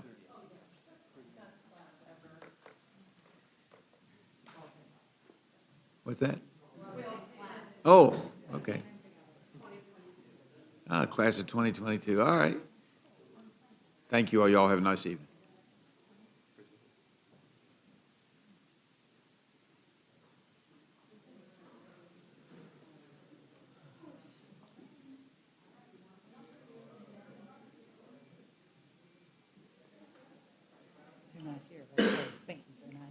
Yeah, there's a couple of them. Now recognize panel number 3. We have Ms. Clark, Democratic Whip, Mr. Jeffries, the Democratic Leader, and Mr. Aguilar, Chair of the House Democratic Caucus, to testify on amendments. And I don't know what the protocol is here. It says I'm supposed to recognize Ms. Clark first. Is that right? I recognize Ms. Clark then. Is your light on? Oh, no, it was There you go. not. All right. Thank you, Mr. Chairman, Ranking Member McGovern, members of the committee. Thank you for having me. And I'm here today to offer yet another chance to our Republican colleagues to change course. We are 500 days into the Trump economy, and what are the American people facing? Inflation is at a 3-year high. Gas is over $4. Household debt is up to $760 billion. The cost of bread is up, fruits and vegetables. Ground beef is up 21%, and that's before this administration screwed up on screwworms. And now because of those costs, because of Trump's tariffs and war and broken economy, 1 out of 3 families are having a hard time putting enough food on the table. We are the richest nation in the history of the world, and 1/3 of our families are facing the pain, the indignity, and injustice of hunger. So what have Republicans done about it? Families have been kicked off of SNAP, the last line of defense between children and hunger. Every single Republican on this committee voted for it. And we may disagree on plenty of policies and issues, but I don't think a single one of you came to Congress to cut food programs that feed hungry children and seniors and veterans. ICE's budget is getting 8 times bigger than it was a year ago. And under this latest bill, it'll be 12 times bigger. And what are we getting for that money?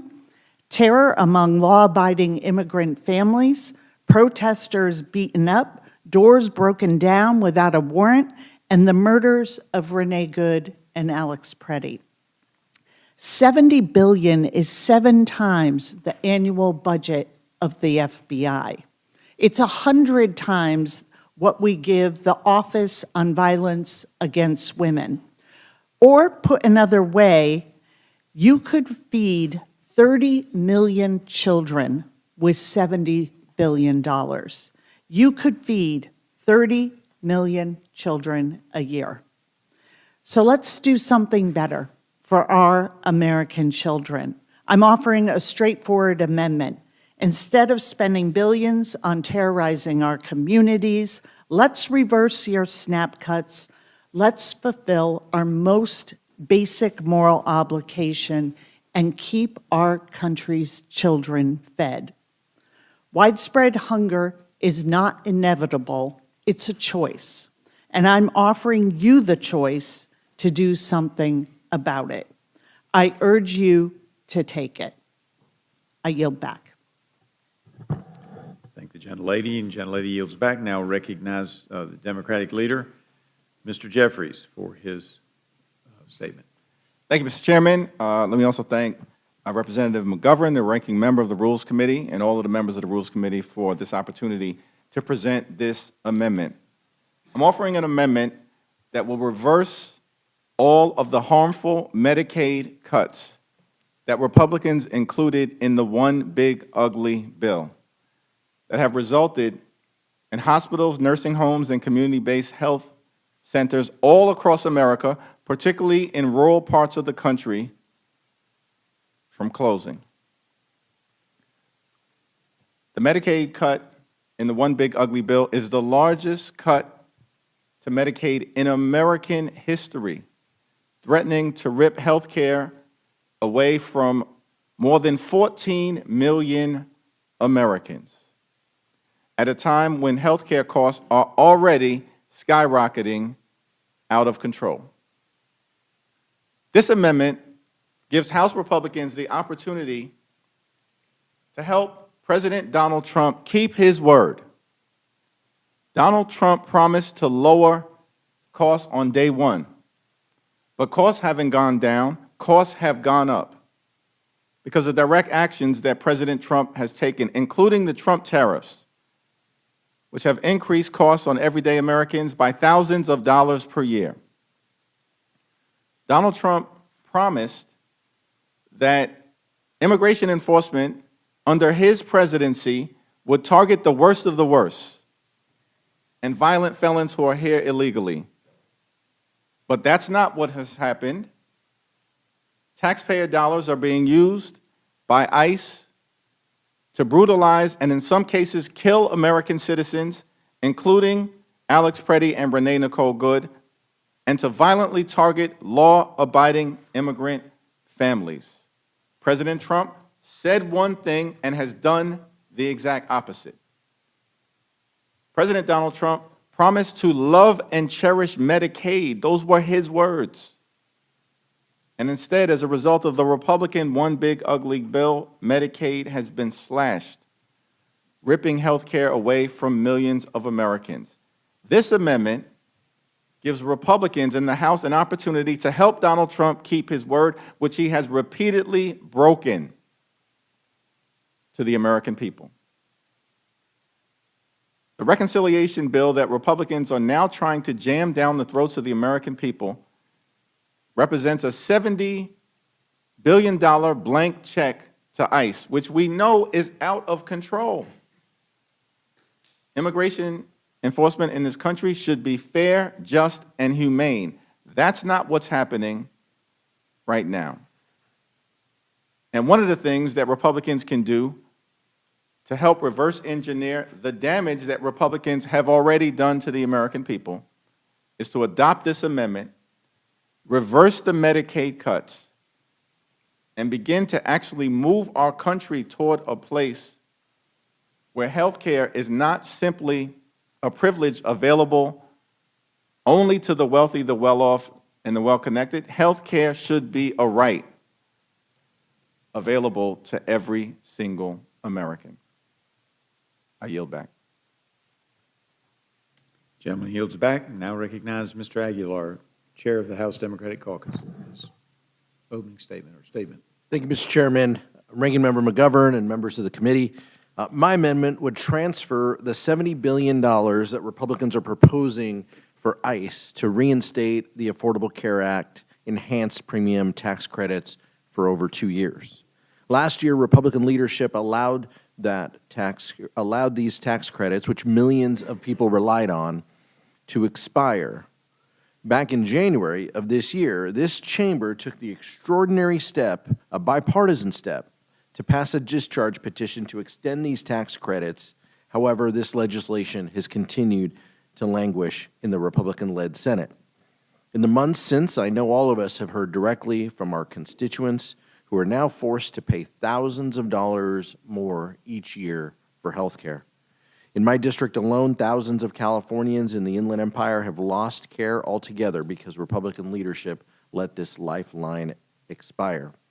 On top of the skyrocketing cost of gas and groceries, utilities, and housing, Republicans are now forcing Americans in red, blue, and purple districts alike to spend more on health care. Yet another expense they simply can't afford. These credits are not a handout. As one of my constituents, Dr. Cameo Carter, put it, those relying on the tax credit, these are her words, they make too much to qualify for assistance, but too little to afford the soaring premiums of traditional insurance plans. These credits help keep families insured.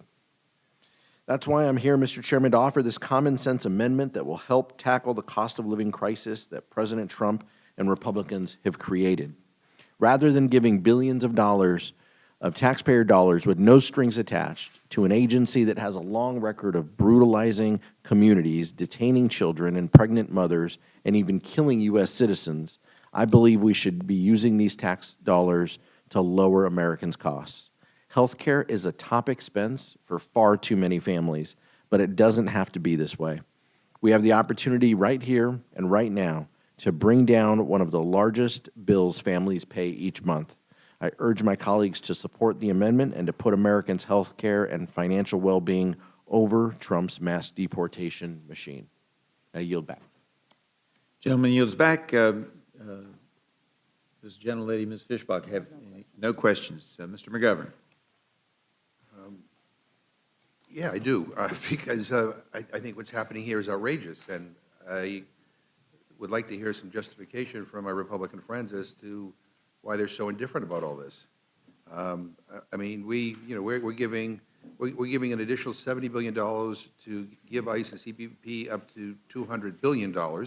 Last week we cut WIC by $200 million. I mean, a slight adjustment.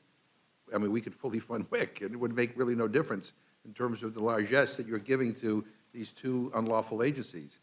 And we could be talking about ending, like making sure that pregnant women and their infants and young children don't go hungry now, or you could be focused on forward funding ICE and CBP well into the future. I just like what is everyone thinking here? Leader Jeffries, what impact do we expect to see going forward if Congress doesn't take steps to mitigate the big ugly bill?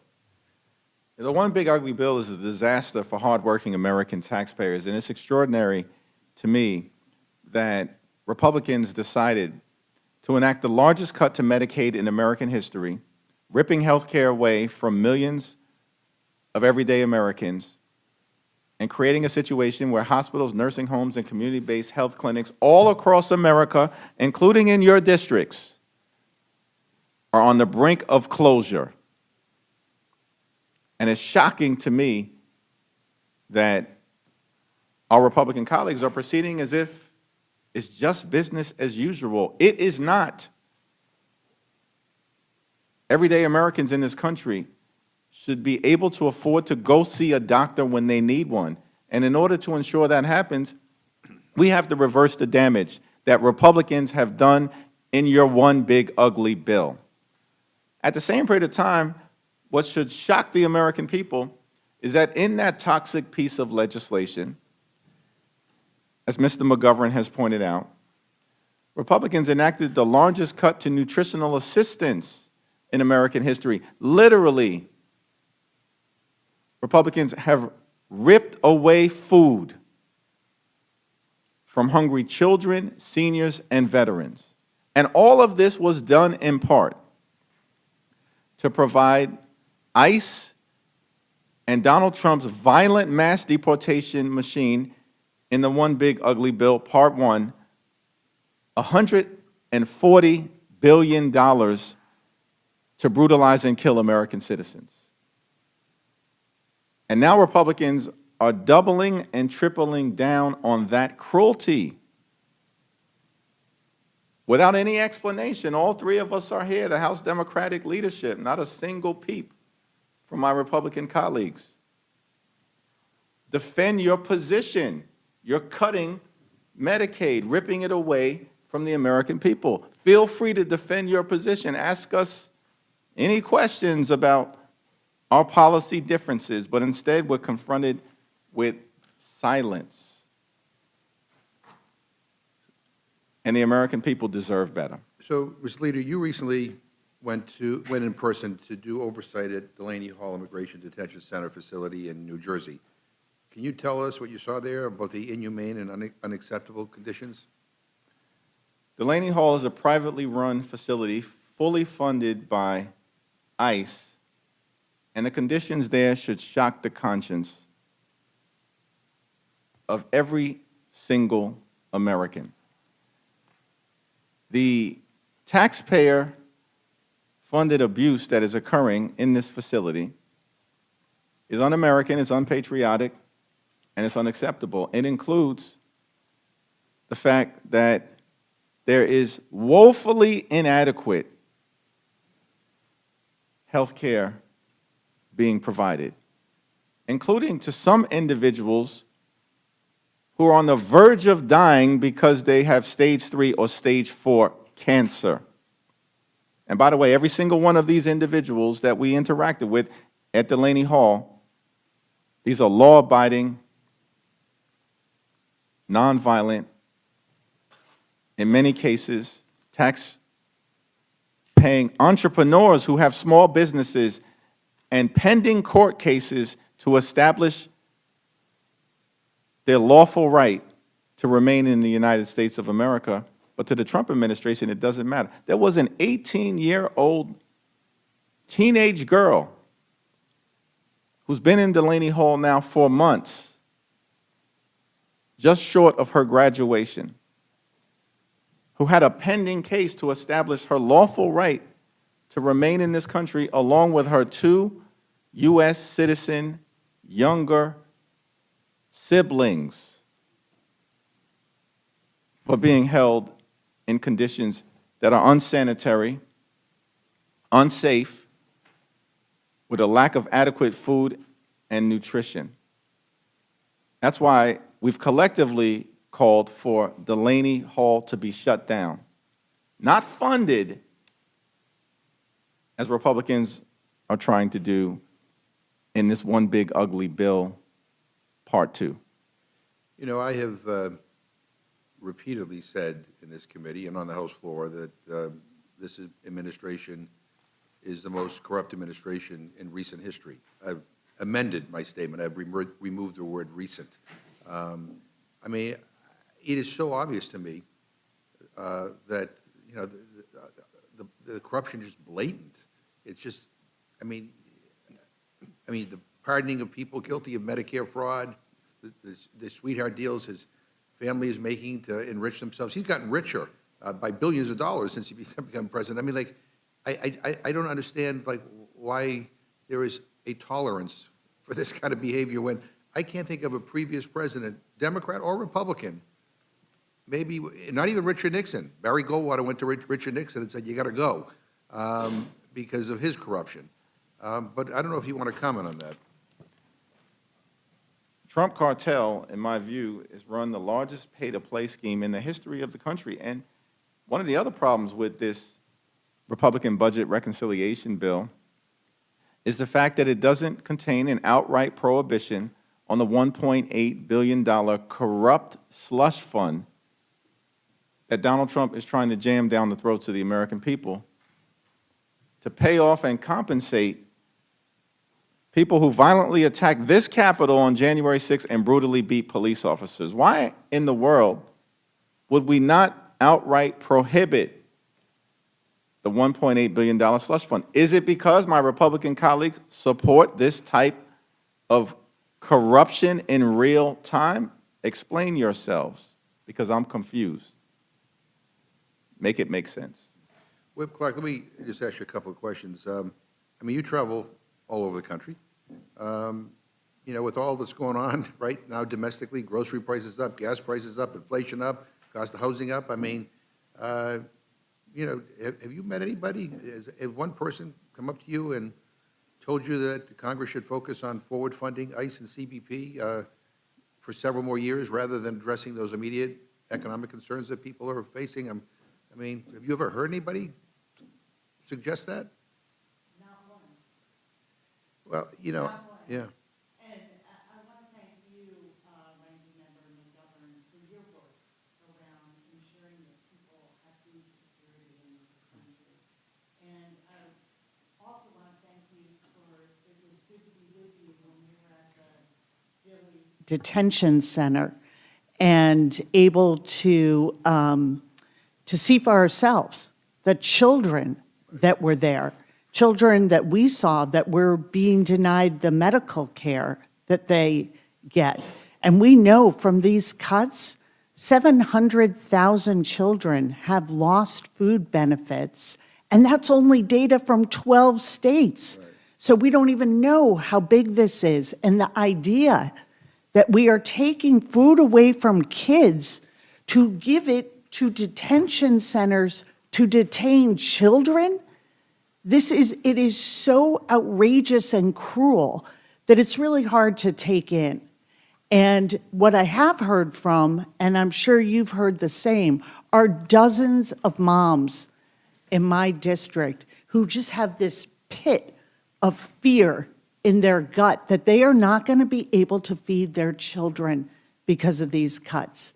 And when they talk about their children eat first because they don't have enough food, they put their kids to bed early so they may not notice that they're hungry. Right. These are decisions that American families are making so that we can do what?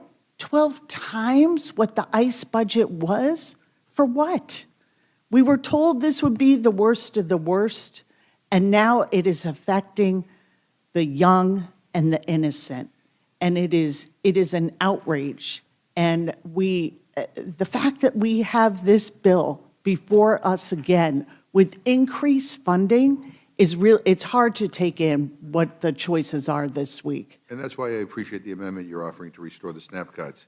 You know, I'm on the Agriculture Committee too, and somebody said, well, you know, these children who are losing their SNAP benefits, so that's not because of the big ugly bill, because those cuts, the big $200 billion worth of cuts don't come into play till next year. The fact is, it is in part because of of all the additional paperwork being required and the new work requirements. We are already seeing people being thrown off the benefit. And I've got people who have, you know, life is complicated sometimes, and you know, and people trying to do everything the right way, you know, sometimes can't comply with all these new hoops that they're being asked to jump through. So people are losing their benefits now. And the figure you gave, 700,000 kids in 12 states. I mean, you know, I don't know how you justify that. Let me just ask Mr. Aguilar one question here. Can you talk about what the expiration of these tax credits is costing the average American family? Yeah, in 2025, 22 million people were enrolled in the ACA marketplace. The average monthly premium has increased 58% on average. Deductibles have increased by almost 40%, or about $1,000 per person. That's exactly what we're talking about. In my state alone, in California, 1 in 5 marketplace enrollees did not renew their plan for 2026. Already in the first 6 months of this year, we've seen 1 million Americans lose coverage for lack of enrollment. If this trend continues, what we're going to have is a sicker country forced to pay more to see a doctor. And that's in my district as well as in yours. And I would argue, as many of our colleagues have said, the ACA marketplace enrollees, most individuals live in Republican districts. And 77% of marketplace enrollees live in states won by President Trump. Those are the individuals who have the most to lose by lapsing coverage. Well, let me just close with this. I remain astounded by how messed up and out of touch the priorities are of this president and this Republican Congress. I mean, it takes my breath away. It's so, you know, over the top, cruel, that I just can't believe that you know, they're sticking to it. Because last week, again, we took $200 million from WIC. And the very next week, these guys are giving billions to ICE and CBP. You're almost doubling what they already got in the big ugly bill. And, you know, we hear about waste, fraud, and abuse, but never at the Pentagon, an agency on track for $1.5 trillion in terms of their budget.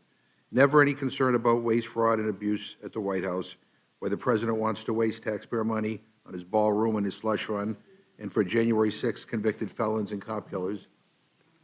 It's like you can't make this stuff up.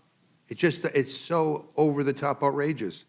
I mean, and you know, the president just doubled down on his slush fund over the weekend. I mean, I don't get it. I mean, I just anyway. As I said at the beginning, you know, I think this is a debate about values, and I don't think, you know, we share the same values. You know, and I regret that very much, because I would like to think that when it comes to protecting the welfare and well-being, of struggling families that we're all on the, reading off the same sheet of music, but clearly we're not. So I thank you, and I yield back. Gentleman yields back. Mr. Scott, you're recognized. Madam Chair, I'll be brief, but I thought I had heard Donald Trump blamed for about everything from the Democratic Party, but now blaming him for the New World. I blamed you as well as blame me? Donald Trump. Okay, Yeah. okay, well, blaming Donald Trump for the New World screwworm, that is. You're blaming Joe Biden for it. I'm not blaming anybody for it. It's an insect. Your party is. Well, Read the news. I'm not blaming Joe Biden for it. I don't think it's any one person's fault. I mean, but the fact of the matter is Donald Trump's FDA approved Dectomax all the way back in September of last year when we started seeing the fly work its way up through Mexico. I mean, it's something that, instead of pointing the finger at each other, I mean, this is a serious issue for the global food supply.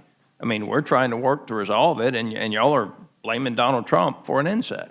I mean, that's. Representative Scott, we're not blaming. No. This is my time. This is by 25%. This is my time. This is my time. You're going to get your time. I mean, and I just, no, this is my time. This is my time. I know y'all want to embrace your leadership, but just, as we get to the, saying that we kicked kids off SNAP, the fact of the matter is, if you read the law, if you're under 18, you're exempt from the changes. If you're 65 and over, you are exempt from the changes. If you're medically certified as physically or mentally unfit for employment, you're exempt from the changes. And by the way, the change was to work or volunteer for 20 hours a week. So I support the changes we made, and we need to fund Immigrations and Customs Enforcement, and we certainly need to fund Customs and Border Protection. And for the life of me, I don't understand why y'all insist on open borders. But, Madam Chair, I look forward to voting for the rule, and I look forward to voting for the bill. Thank you. Ms. Fallon. I'll yield first to Mr. McGovern. Yeah, I want to ask unanimous consent to insert the congressional record, to the record, a article that appeared in the Huffington Post, which I'm happy to share with my colleague, Mr. Scott. A horrific parasite is back, and Elon Musk's Doge could be partly to blame for it. Talking about all the cuts that have been made that have impacted, USDA's ability to oversee what's going on, and basically people taking their eye off the ball. It's already been entered Oh, into this the has- record. Maybe for emphasis, we can enter it twice. Without it. All right, thank you. Ms. Scanlon. Thank you. I appreciate the testimony from our leadership. It is really important that we remind folks just how bad last summer's big ugly bill was and how this bill doubles down on the damage that was done there. And we have been talking about the fact that, last week, budget deficits were the rationale for cutting $200 million from WIC. And this week, our colleagues are willing to use $70 billion in deficit spending to add to the trillions in deficit spending that they rammed through last year. Like you, Ms. Clark, I am so concerned about SNAP and the impact we're seeing. I think we've lost 60,000 SNAP-eligible families in Pennsylvania already. Is it that these folks are being kicked off because they're not Americans or because they're fraudsters, or why are people losing SNAP? Well, it's certainly not because they are not Americans, and it is not because of fraud. This is a choice that has been made to fund tax cuts for the extremely wealthy at the expense of feeding hungry people in our country. We can end hunger in this country, and that should be a shared goal. Like I said in my testimony, I don't believe any of you came here to hurt kids, to have them go hungry, whether that's seniors, veterans, our children. And yet, here we are. Over the past year, since the big ugly law was passed, 4 million people have dropped off of SNAP participation Because when you make a program difficult, a program that has a history of running in a highly efficient and reliable manner, real people get hurt. These are real impacts. And we saw back in the Republican shutdown this fall, we saw a president who was willing to use hunger and SNAP benefits as a cudgel. It was one of the most cynical things I've ever seen. And the fear that lives with people continues on. We have to do better in this country, and this bill is a step in the wrong direction. Yeah, I think what sticks with me is that people losing their SNAP eligibility and losing their Medicaid eligibility was not only predictable, it was predicted, because the states that have implemented this kind of not work requirements, but paperwork requirements, have seen the reduction in folks being able to prove their eligibility, not that they actually weren't eligible. So that's been really frustrating. Leader Jeffries, on the Medicaid cuts, I appreciate your amendment to reverse those. We've seen so much data about the impact of those Medicaid cuts, and perhaps one of the most notorious ones is the fact that we have so many rural hospitals that are dependent upon Medicaid. And I think there's a list of the 300 most challenged rural hospitals, including one in Mr. Scott's district that has been unable to meet payroll, had its water cut off for failing to pay water bills. What are we seeing around the country as hospitals, both in rural and urban areas, are not getting the kinds of Medicaid payments that they need to in order to stay alive and be able to help our communities? Well, thank you so much for the question and for your leadership in this area and so many other areas. Rural hospitals throughout America, in many instances, were already on life support. They were already financially challenged. And the one big ugly bill and the Medicaid cuts being visited upon rural America are likely to pull the plug on rural hospitals and health care for rural communities all across America. And we already are seeing the impact. There are rural hospitals already announcing that they will be unable to remain open and serve the people in their communities if these Medicaid cuts aren't reversed. And that's one of the reasons why we're committed to doing all that is necessary to reversing the damage that Republicans have done in their one big ugly bill. To rural America, to urban America, to the heartland of America, to small town America, and to black and brown communities all across America. Republicans in their one big ugly bill were equal opportunity offenders. Everyone's getting hurt. But it certainly is the case that a disproportionate amount of harm is going to be inflicted on rural hospitals throughout this country. Thank you. Mr. Aguilar, I know your amendment speaks to the failure to extend the ACA tax credits. We've seen that impact in my district as well. I mean, we've been following along with our Affordable Care Act insurance. In Pennsylvania, it's called Penny. And we've met with them several times, and they warned us that fewer people were signing up. But then they said, we're not going to see the real impact until March, April, May, which is where we are now, June, where people signed up hoping that things would get better, hoping that Republicans would follow through and actually pass an extension of the tax credits. And when that hasn't happened, their coverage is being dropped. Can you speak at all to what you're seeing nationally? Yeah, and what we're seeing, over 1 million people have lapsed that coverage already, and that could just be the start. To your broader point, people are signing up and they're being optimistic and they're looking at hopefully this place working and receiving the opportunity to have those lower premiums. And now what they're going to see is those skyrocketing costs continue to grow with the Senate just turning their back on a bipartisan deal, or they've got different working groups, or so they say, but they haven't done anything about it.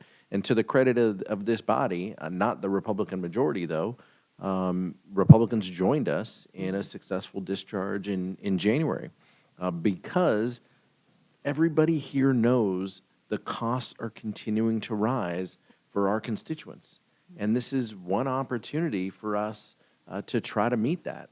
And so it's just unfortunate. And as I said, this is hitting rural communities, just as you mentioned earlier, even harder. And this is 77% of folks impacted live in Trump states. I mean, this is affecting every corner of this country. Costs are rising. People aren't going to sign up, or they're going to get less care in the future, and they're going to continue to crowd emergency rooms. And in rural communities, that could be, a death sentence in and of itself. Yeah, it's certainly been an issue in my district, which is not a rural community, but so many of our frontline hospitals are dependent on Medicaid, and they're really feeling that challenge, as are our federally qualified health centers. It's a real challenge. I just wish our colleagues' passion for limited government would extend to not spending deficit dollars on a massive deportation. Back. Thank you. Mr. Jack, do you have any questions? Okay. Mr. Neguse? Thank you. Thank you, Madam Chair. My first question was going to be to the leader, Democratic leader, about how many points he thinks the Knicks will win by tonight, but I don't want to put him on the record, so he's not required to answer that question. I will say to Mr. Unless he'd like to. No, well, listen, I appreciate you raising that. I actually was going to inquire of the distinguished chair of the Rules Committee, who she knows I have great respect for her. We may disagree on a whole host of issues, but certainly have always had great respect for her. Given her New York City roots, will you be rooting, Madam Chair, for the Knicks tonight? Oh, well, I'm not going to participate in this kind of a struggle here. I'm going to let those of you who are more involved with it take the lead for it, Mr. Leader. I appreciate that diplomatic answer. Very, very nuanced answer. I was going to say to Mr. Scott's point, I know there's some reporting that President Trump may attend the game tonight, so if they lose, I think we'll know who to blame. But in any event, that's certainly how I feel about it. Chairman Aguilar, on a more serious note, you served with distinction on the January 6th Select Committee, and I take it that experience, I imagine, was a profound one because you were exposed to a review, perhaps more fulsome than most members of this body, on the records of the individuals who were convicted in connection to crimes associated with January 6th. A lot of these people were stone-cold criminals. Is that a fair characterization? Without a doubt.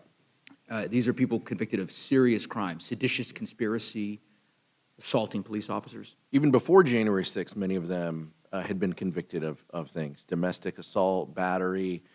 These were some violent individuals who came in the Capitol that day before they agreed. Many of them pled to charges related to January 6th themselves. And is it your understanding that some of these same people, since the pardons that they received from President Trump, have been convicted of serious crimes? Many, and including new reporting indicating far more than we thought previously, have gone on to reoffend. And some of those charges, by the way, battery, assault, crimes against children, and the list goes on and on. These are individuals who Donald Trump pardoned. Many of them also, one of them, one story that has been publicized, the individual thought he was going to get a payout from committed crimes against and offered them a portion of a payout, not to testify. And so the presumption that these individuals had was the weaponization fund is going to fix all of my issues, including future potential legal issues that they would have as well. And so the 1,500 day one pardons, those are the types of people Donald Trump feels comfortable, feels comfortable around. Those are the people he lifts up. And given all that you just described, this goes to the point that the leader made, and I believe the ranking member made previously. This bill does nothing to stop that fund from materializing. Nothing. Nothing. for all the hand-wringing from some Republican senators over the last 3 weeks and, boasts about their efforts to potentially try to claw this back or to stop the administration from moving forward, the bill does nothing. And we've got an interview with the president just hours ago, maybe taped on Saturday and aired yesterday, where he refused to rule this out in the future as well. This is something he feels passionate about. Not that police officers got beat up, not that police officers lost their lives. He talked about some of the rioters losing jobs. He didn't mention anything about police officers losing their lives, getting beat up themselves. That's just incredibly unfortunate. Well, I couldn't have said it any better than you did. I think it's shameful, and reason alone, reason enough, notwithstanding all of the myriad of reasons that the whip and the leader and yourself all articulated, this in particular is reason enough for every member of this body to reject this bill. It's just shameful. And I would hope my Republican colleagues would join us in coming together to draft some language to stop the Trump administration from giving taxpayer dollars to people who attacked police officers that guard us in this Capitol today. I just think that should be a red line. And I would yield back to the chair. Thank you very much, Ms. Leisure-Fernandez. Mr. Langworthy, you have questions. I have no questions, but would like to share Go Knicks. Appreciate that moment of bipartisanship. Leisure-Fernandez.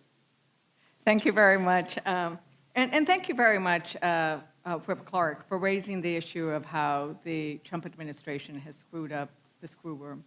And the reason why that's really important is I'm from New Mexico, and the screw room is going to devastate cattle production in Texas, multi-billion-dollar industry, and it's going to increase the costs. Everything Trump does increase the costs for American consumers, for our working families. And I think that the contrast is huge between what Democrats are focused on and what Republicans are focused on, and each of your amendments did that. And I would point out that Trump-Publicans, because this is done because Republicans are lockstep with Trump, Trump-Publicans are cutting $2 a meal. That's what SNAP provides. But they are willing to deport migrants at $1 million, some of the flights, $1 million a person to deport a migrant, $100,000 a day to house them in these warehouses of detention facilities. What does that tell you about where their values are with regards to the needs of the American people? Thank you for the question, and thank you for your work. It has just been shocking to me to watch that at every single point, like the one we're at this week with this supplemental budget, the American people don't benefit. They are forgotten. Hardworking families who are telling us they are not making it in this economy are just not being thought of and having solutions that work for them. And it is direct opposite of why they were told to vote for Donald Trump. He promised them, I will lower costs on day one. I will not start new wars. I know he's trying to rewrite that script, but the videos are out there. We know what he said. And at every single turn, he has made a decision to benefit himself, the billionaire class, his own family, over hardworking Americans. And now we have 60% of American families who are struggling to afford the basics. And today we are being asked to come back and say another $70 billion for ICE. For what? For what? What's the plan? How does this help us secure borders? How does this help us make sure that we are doing right by people and bringing their costs down, whether it's housing or groceries or electric bills? And the cuts that the leader has discussed go exactly against this. You cannot take away the fundamental right of a family to get health care for their children and themselves, and say, we've got you in mind when we're drafting these budgets. It's all a shell game, and the American family is the loser. And we have to get back to rewarding hard work. Well, there's lots of talk about the K economy and unsustainable wealth disparities, but what it all boils down to is we got to be on the side of American workers and fighting for them. We got to be on the side of people who are working really hard and not feeling like they can keep their head above water. And this bill is such a cynical betrayal of everything that we supposedly are trying to do. And when you have a bill that invests again in this deportation machine without a plan, without a strategy, how does this build security? Security for American families? We want national security for them. That is a shared value. But security really starts by knowing you're going to be able to feed your kids and take them to the doctor if they need to go, and make sure they have a good school that they can go to, and that you can find and afford childcare if you need it. These are the basics. And Democrats have solutions. And why aren't we seeing these on the floor? And this cruelty that exists in going forward, in continuing to fund ICE at the expense of all that the American people are telling us they need. It is hard to understand, and it's impossible to justify.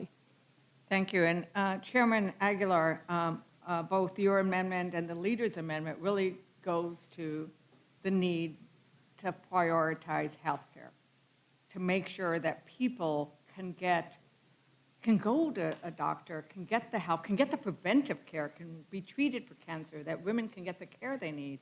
And I was on the House floor when Representative Valadao, you raised the issues in California. I was on the House floor when Representative Valadao said, I'm going to move forward on voting for this bill because his leadership, the speakers, have told me, we're going to take care to make sure that people who are in Medi-Cal, right? It's on Medi-Cal, won't be hurt. That, Affordable Care Act won't be hurt. And I was so aghast when I heard that, because I know that in California, and especially in Representative Valadao's district, as an example, and in others that you pointed out, these programs are essential. I don't know if you can speak to what it's like right now and how people are feeling that when somebody is supposed to be fighting for you and they do the exact opposite of what you need with regards to Medicare. Medi-Cal and medical funding. I appreciate the question. That district, California 22, the highest utilization of Medi-Cal in the state of California.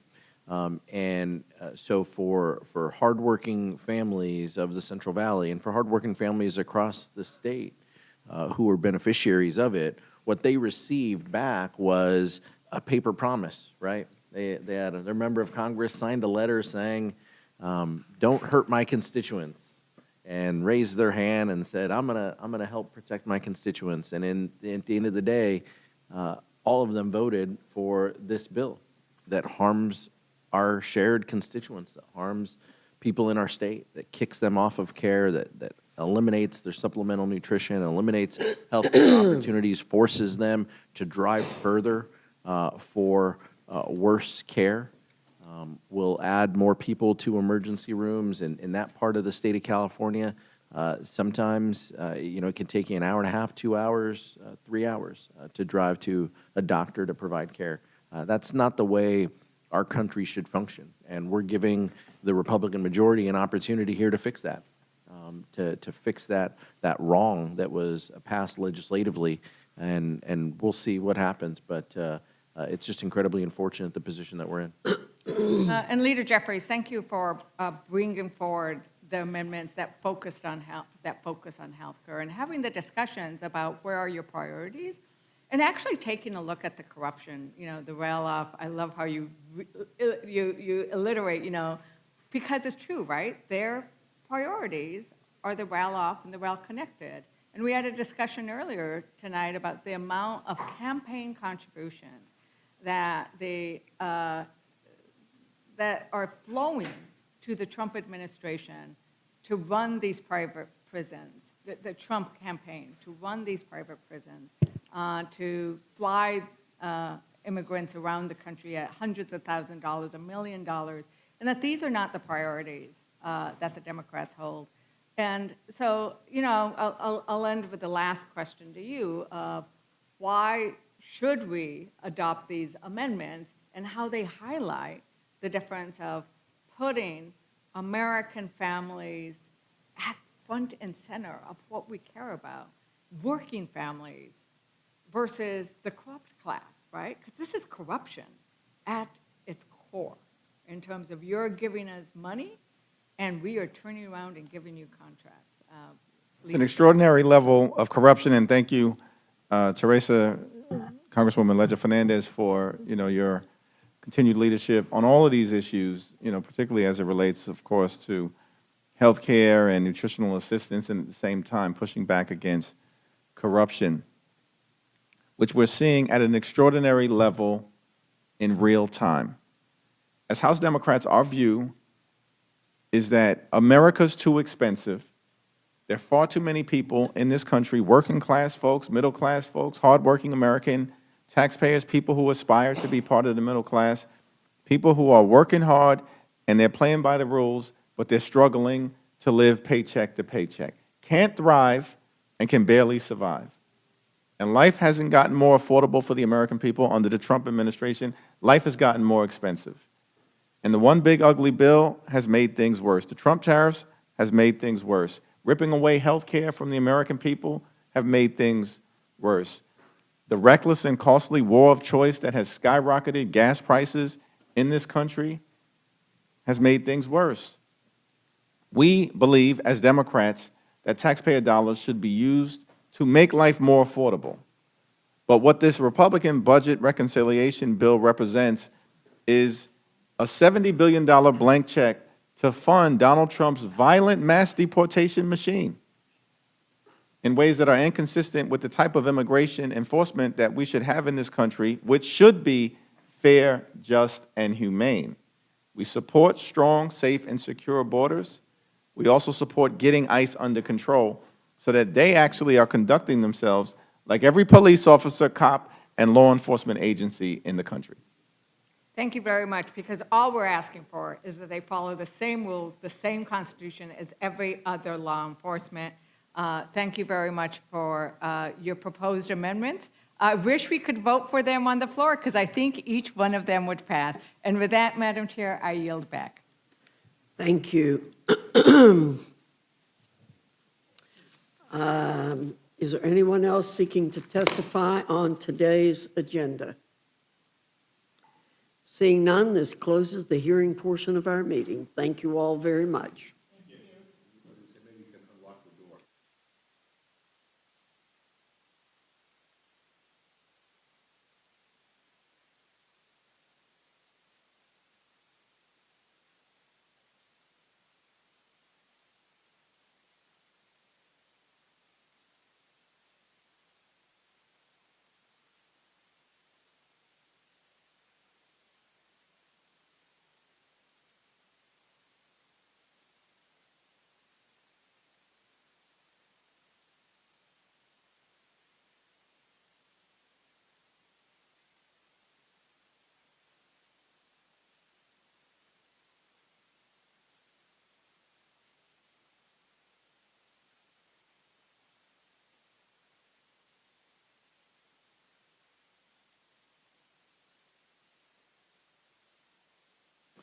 Madam Chair, I move that the committee grant H.R. 8312, the Fraud Prevention and Accountability Act, a closed rule.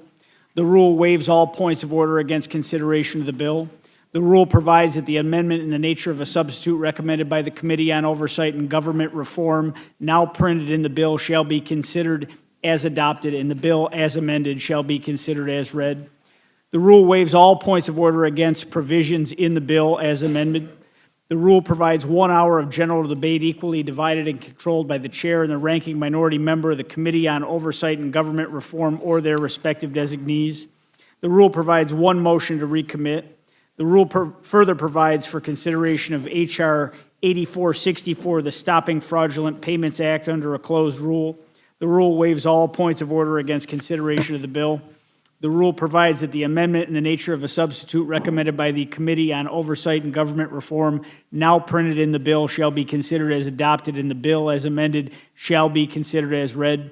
The rule waives all points of order against provisions in the bill as amended. The rule provides 1 hour of general debate equally divided and controlled by the chair and the ranking minority member of the Committee on Oversight and Government Reform or their respective designees. The rule provides 1 motion to recommit.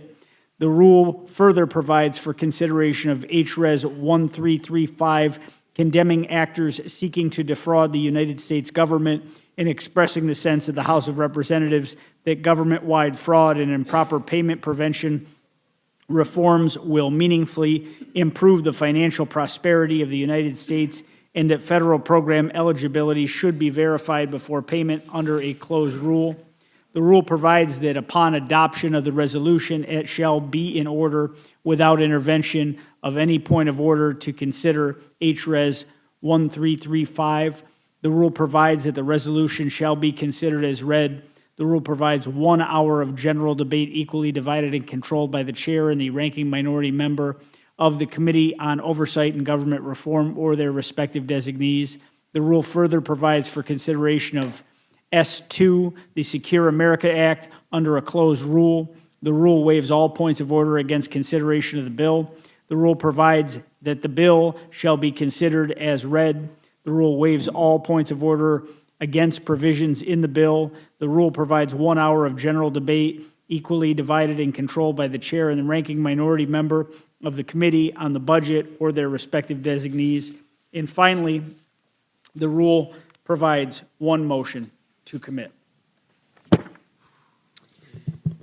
You've heard the motion from the gentleman from New York. Is there further discussion or amendment to the rule? Madam Chair, I have an amendment to the rule. I move the committee make an order amendment number 45 to S2, offered by Ranking Member Raskin, which blocks the use of federal funds to create or finance the Trump IRS settlement slush fund and imposes new restrictions to prevent taxpayer dollars from being funneled from the judgment fund to January 6 insurrectionists. Madam Chair, the Justice Department's recent corrupt settlement with President Trump, establishing a $1.8 billion political slush fund in the Department of Justice, is another brazen scam concocted by this president. Although DOJ has claimed they aren't moving forward with the fund, President Trump refused to disavow it, saying, "I love it. I think it's so important." Proud Boy leader Enrique Tarrio has already said the quiet part out loud. Even if Trump and Blanche truly scrap the $1.8 billion fund, the DOJ can still settle the meritless claims brought by January 6 rioters and cut taxpayer-funded checks to rioters who beat police directly from the judgment fund unless Congress enacts guardrails. This amendment expressly prohibits the use of the judgment fund to create or finance the slush fund established under Trump's IRS settlement, and it prohibits the Treasury Secretary from establishing or approving payment to similar future funds. So to put a stop to this corrupt self-dealing scam, to pay off the President's loyal MAGA foot soldiers, and to reassert Congress's control over spending decisions, we should adopt this amendment, and at a very minimum, the full House should be able to debate it and vote on it, and I yield back. Mr. McGovern yields back. Is there any further discussion on the amendment? Hearing none, the question's on the amendment. All those in favor signify by saying aye. Aye. Those opposed say no. No. No. In the opinion of the chair, the noes have it. The amendment's not agreed As for a to. roll call, Madam Chair. Mr. McGovern requests a roll call. The clerk will call the roll. Mrs. Fishbach. No. Mrs. Fishbach, no. Mr. Norman. Mr. Roy. Mrs. Houchin. No. Mrs. Houchin, no. Mr. Langworthy. Mr. Langworthy, no. Mr. Scott. Mr. Scott, no. Mr. Griffith. Mr. Griffith, no. Mr. Jack. Mr. Jack, no. Mr. McGovern. Aye. Mr. McGovern, aye. Ms. Scanlon. Aye. Ms. Scanlon, aye. Mr. Neguse. Mr. Neguse, aye. Ms. Ledger Fernandez. Ms. Ledger Fernandez, aye. Madam Chair. No. Madam Chair, no. The clerk will report the total. 4 yeas, 7 nays. The noes have it. The amendment's not agreed to. Further discussion on the motion. Madam Chair, I have another amendment to the rule. So you didn't go for the one I just offered, so let's try this one. I move that the committee make an order amendment number 66 to S12, offered by Ranking Member Raskin, which prohibits an individual who is convicted of or pleaded guilty to assaulting a law enforcement officer on January 6, 2021, from receiving a settlement payment. Madam Chair, the Trump taxpayer-funded slush fund to compensate insurrectionists should not exist. It's disgraceful. I can't even believe we're talking about it. But no source of federal compensation should be given to those people, that I just mentioned. But since my Republican colleagues on the committee seem to disagree on that point and voted down my motion to prevent the slush fund, maybe they will at least accept some restrictions on who can get the money from this fund. Specifically, my motion would provide that no individual who is convicted of or pleaded guilty to assaulting a law enforcement officer on January 6th should get compensation. It's that simple. These rioters hit police with bats, with bike racks, fire extinguishers, flagpoles. Dozens and dozens of officers were injured. Republicans always claim to support law enforcement. Well, here is your chance to ensure that the people who assault law enforcement officers don't benefit from taxpayer money for doing so. This isn't a radical idea, and this is certainly something that the full House should consider and vote on, and I urge a yes vote. Is there further discussion on the amendment? Madam Chair. Mr. Griffith, you're recognized. Thank you, Madam Chair. I kind of like the amendment. I understand the input and the purpose behind the amendment. I would say, however, that we have numerous cases that have happened over the years. It's why Virginia created the writ of actual innocence for after accumulated evidence. It's why we have projects all over the country that look at people that are falsely convicted or improperly convicted, and then we compensate them. I'm afraid that the language may be too broad, because if somebody was improperly convicted, this would bar them as well, and I'm not sure that we want to go there. And I yield back. Well,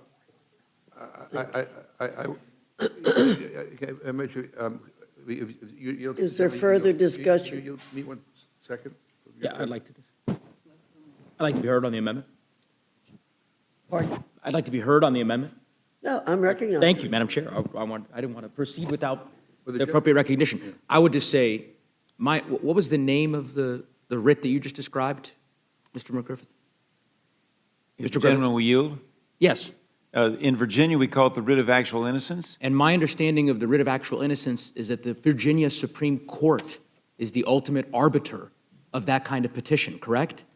That would be correct under Virginia law, but Yes. but under this, we would be prohibiting them from receiving any compensation, and that's what I'm concerned From about. this Further, fund, I'll reclaim my there are time. Mr. McGriffith, just to be very clear, and Mr. McGovern can clarify this if this isn't the case, this would bar someone who was convicted of assaulting a police officer on January 6th from recovering money from this particular fund. If someone who was convicted of a federal crime wishes to pursue some recourse under existing federal law in which a district court judge would opine as to that person's innocence, that is a completely different matter. Am I? You're correct. McGovern, is that You're correct. not the case? Yeah, so there's no corollary to the Virginia state example that you offered. There's a similar example in Colorado that I could provide. I'm unaware of any kind of fund like this in which the judicial branch, the Article III branch of our government, plays no role whatsoever. Basically, it's just Todd Blanche and Donald Trump deciding what money they'll hand out to these people who were convicted of terrible crimes. It's insane. I don't understand how this is even up for debate. But Let me point something out to the I'll yield to members. the chairwoman. Let me point out something to the members. If we make any amendment to this bill, it will have to go back to the Senate. Good. And therefore, that sounds good. I want to call attention to my colleagues on the other side. So just to my colleague. My apologies. Just to conclude my remarks, I would That's say. right. Yeah, so just to conclude the point that I was referencing, and I appreciate the chairwoman's point, that is a different argument than the argument that the gentleman from Virginia, whom I respect, was making. And so if we're talking about the merits of this proposal, I just want to make sure that we're level set on what it does and does not do. different argument as to whether or not, members might not want the bill to go back to the Senate, and so on and so forth. Mr. McGovern? Yeah, sure. I would just say, I'm a member of the House of Representatives, and I don't like the idea of always having to concede to the Senate or whatever they do. I don't like getting jammed by them. I mean, I think, we have the exact same power they do to influence legislation. And then the final thing I'm going to say is, if you want to, again, I think my colleague, Mr. Neguse, clarified this, but again, what we're asking here is that we have a vote on the House floor. That's all, a debate and a vote. That it's not just, because I'll be honest with you, this is not the first time we've tried to do these kinds of things. And every vehicle, you all block it. And, we're just trying to have a full debate and a vote. That's it. And so, I thank the gentleman for yielding, and I hope you vote yes. I thank the ranking member, and I would simply say, I recall an example not that long ago, perhaps less than a year ago, in which the chairwoman, to her credit, if I'm recalling this correctly, intervened because of a very pernicious provision that the Senate had attempted to include in a so-called must-pass bill to create a slush fund for senators to be able to access a payout for supposed violations of their civil liberties. You all might recall that. And the chairwoman, I know, intervened, and I suspect got a lot of perhaps very intense blowback or comments from her colleagues in the Senate or maybe in the House. But nonetheless, it was important for the House to express its will. And I feel the same way in this instance. I think it's just important for the House to express its will that the people who attacked the police officers on January 6th are not going to get a payout. Simple, full stop. I yield back to the chairwoman. Is there further discussion on the amendment? Madam Chair. Mr. Scott. I would like to yield to Mr. Griffith. Thank you, Mr. Scott. I would just say I understand, and I think this is an area for debate. Mr. Neguse raises some good points about the Virginia writ of actual innocence. You have innocence projects all across the country that find out that people were wrongfully accused and convicted, and there's court payouts, and I think that there should be some mechanism to recognize that as well. I understand the intent. I'm not sure we get there with this amendment, but I would also say that some of the concerns raised on both sides call for us at some other time in a bill to address the sue and settle process in this country, because it really should be something that is opposed to one party suing. If they have a friendly DOJ for their viewpoint, they get a big pile of money, and then that organization gets to spend that money. I think that we need to look at this across the board, and I look forward to working with my colleagues on the other side of the aisle to coming up with a solution that works for all of the American people in all of these situations. I don't want to see anybody who's assaulted police officers getting money. At the same time, I'm not sure that there is even a fund that currently exists for us to be saying no money out of this fund, because I don't know that that fund currently exists because they backed off some. And I'm not 100% sure of where we stand on that. Some people in the administration say they've backed off, others say maybe not, or there's some intent. But right now, we don't have a finished product in front of us for us to be suddenly laying down something that could be precedent in some other situation and deny people who might actually be entitled. Not trying to defend anybody who's assaulted police officers, just saying this is not as clear-cut as the amendment might wish to have it be. And with that, I yield back to the gentleman from Georgia. Thank you, Madam Chair. And if the fund is set up, then I think that at that time, that would be an appropriate time for us to discuss this amendment. And I think that there would be a lot of, or legislation, I think that there would be. Madam But Chair. the fund is not set up, and I do not expect it to be set up. And with that, I yield the remainder of my time. Thank you. Ms. Madam Ledger Chair. Fernandez. Madam Chair, I think that the time is now so that a fund does not get set up. This is the question before this committee. And I think that clearly the direction has gone from Republican leadership to the House rules is do not allow any kind of amendment, even if it would prevent, because this is a very narrow provision. Only if you've been convicted of assaulting law enforcement, not for breaching the Capitol grounds, not for any of the other things, but actual assault of our law enforcement. Now is the time to do it. And I would join you, Representative Neguse, and thanking the chairwoman for taking action, because now we don't have that 500,000 and up slush fund for senators, because the House took action on a bill. And we can do the same here. You will be walking by some of those law enforcement officers who were beaten, because some of them still work for Capitol Police. And I think that I'd urge you to think about each one of them as you walk by and walk into the Capitol and walk around. Know we are being protected by officers who were beaten and assaulted. And we are trying to prevent money flowing to them in this amendment. It's simple, and now's the time to do it. And if there is nothing else, Ranking Member, that you need to speak, I will yield back. Madam Chair, just I remain appalled at the lengths to which our Republican colleagues are willing to go to cede the authority of Congress to the administration. Mr. Scott says that, we'll see if it gets set up. Last time I read the Constitution, every time I've read the Constitution, Congress holds the power of the purse. Congress decides if there is funding. And that's not what has happened with this weaponization fund. That's not where the authority came from. And with that, Mr. McGovern, do you need anything? I would just say there is already a judgment fund set up in statute. So, I mean, so in any event, again, look, you may not be defending these criminals. You may not, well, let me put it this way. Your vote on this matters. I just want to point out one thing to my Republican friends. This committee, was the primary block for getting the Epstein files released.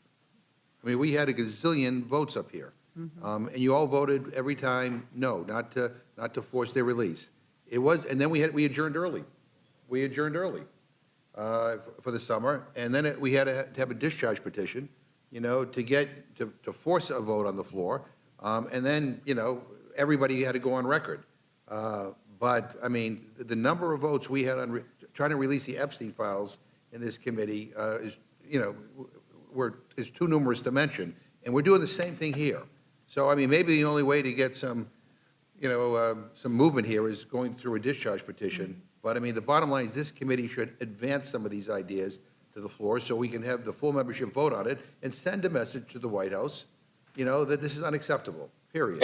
And I urge a yes vote on this, and I thank the gentlelady, and I yield back. Thank you, and I would yield to Mr. Neguse. Yeah, I thank the gentleman from Pennsylvania. Just to clarify for my colleague from Georgia, just so that we're crystal clear on the existing state of play. The fund exists. The Department of Justice created this fund. They have the resources. A lawsuit was filed to stop the fund from going forward. A judge enjoined the Department of Justice from moving forward. The Trump administration then put in a filing that they do not intend to pursue the fund at this time, which they could reverse anytime they'd like. So the moment, if and when, God forbid, Todd Blanche is confirmed as Attorney General of the United States, they will surely go back to the court and say, the fund is back on. That's why Donald Trump was defending the fund yesterday on Meet the Press, like 20 hours ago. So I don't really understand. Again, maybe there are folks who want to defend the merits of the fund, but the notion that we should wait until the fund is created, it's created. And we've seen this movie before. The movie will end with these people who attacked cops getting checks, and then us having this debate in the Rules Committee 3 months from now, when it's too late, about we should step forward, but of course at this point it's difficult to unwind and all the rest. There's a reason that there were a handful of Republican senators that voted in the Senate last week, not enough, but a few, who voted to ban the fund from moving forward. They didn't do that because they thought it was the inappropriate time to do so. They clearly did it because they believed it was really important to do this now before checks ever get in the mail. And I would implore my colleagues to join us in supporting this amendment. I think it's important. And I would just say, you can't defend this fund. It is defending the indefensible, and I'd suggest that's why our colleagues won't allow the amendment, because they don't want to go on record as supporting the president's slush fund. So with that, I would yield back.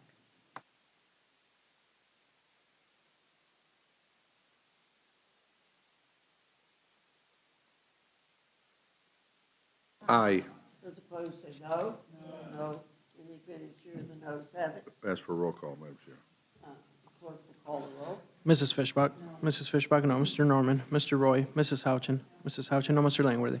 Mr. Langworthy, no. Mr. Scott? Mr. Scott, no. Mr. Griffith? Mr. Griffith, no. Mr. Jack? Mr. Jack, no. Mr. McGovern? Aye. Mr. McGovern, aye. Ms. Scanlon? Ms. Scanlon, aye. Mr. Neguse?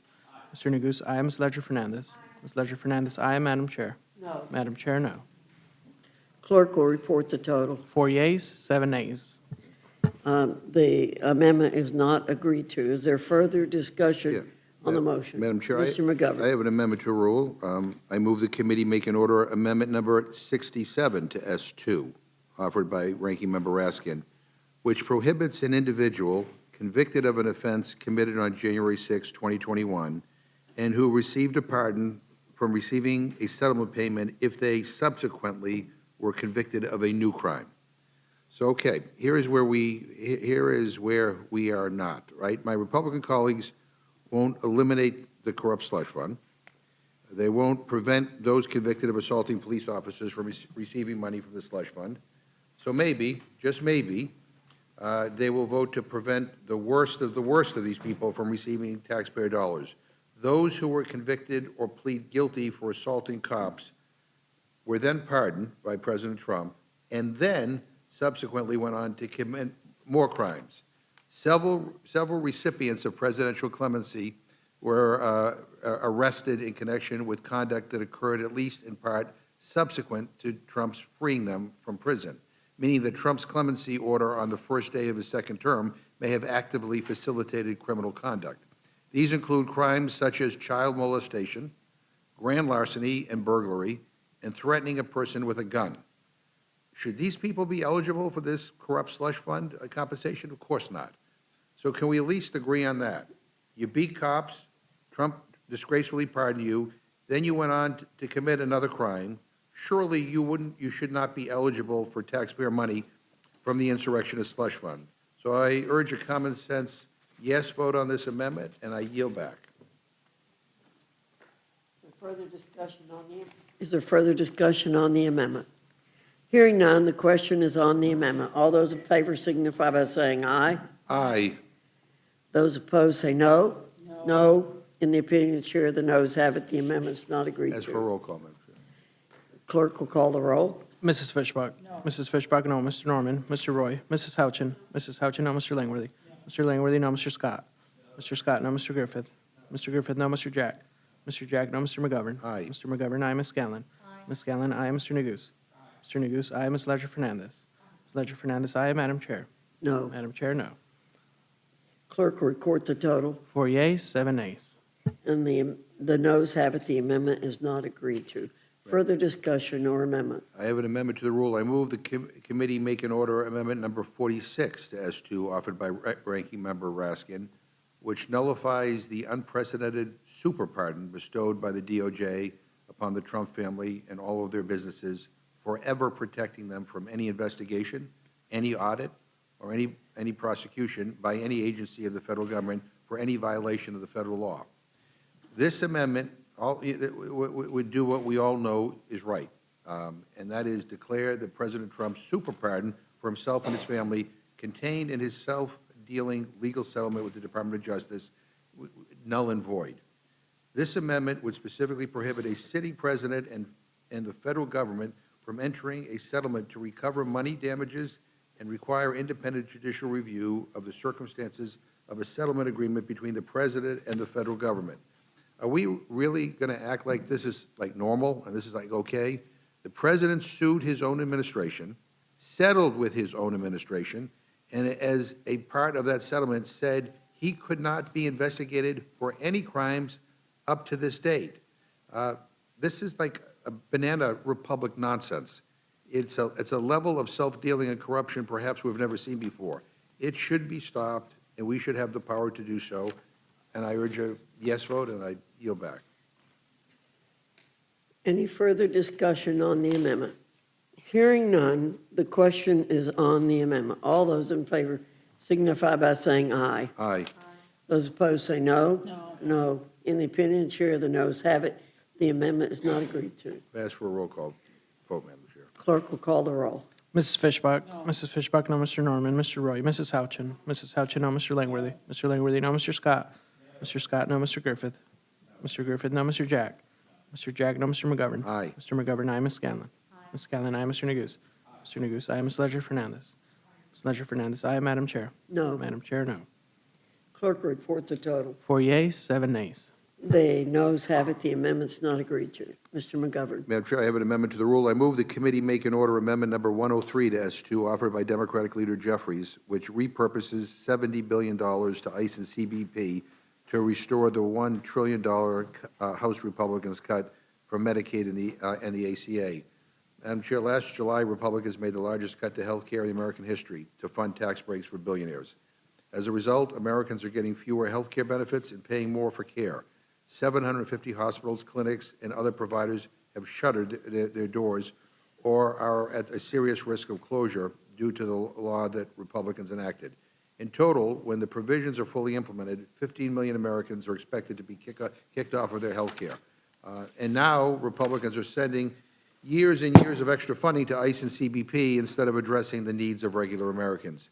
The emergency we need to be focused on is the health care crisis facing this country, and that's exactly what this amendment does. So a vote for this amendment repeals the devastating cuts to health care that my Republican friends made, and a vote against this amendment continues to lock in higher health care costs for Americans. And I yield back.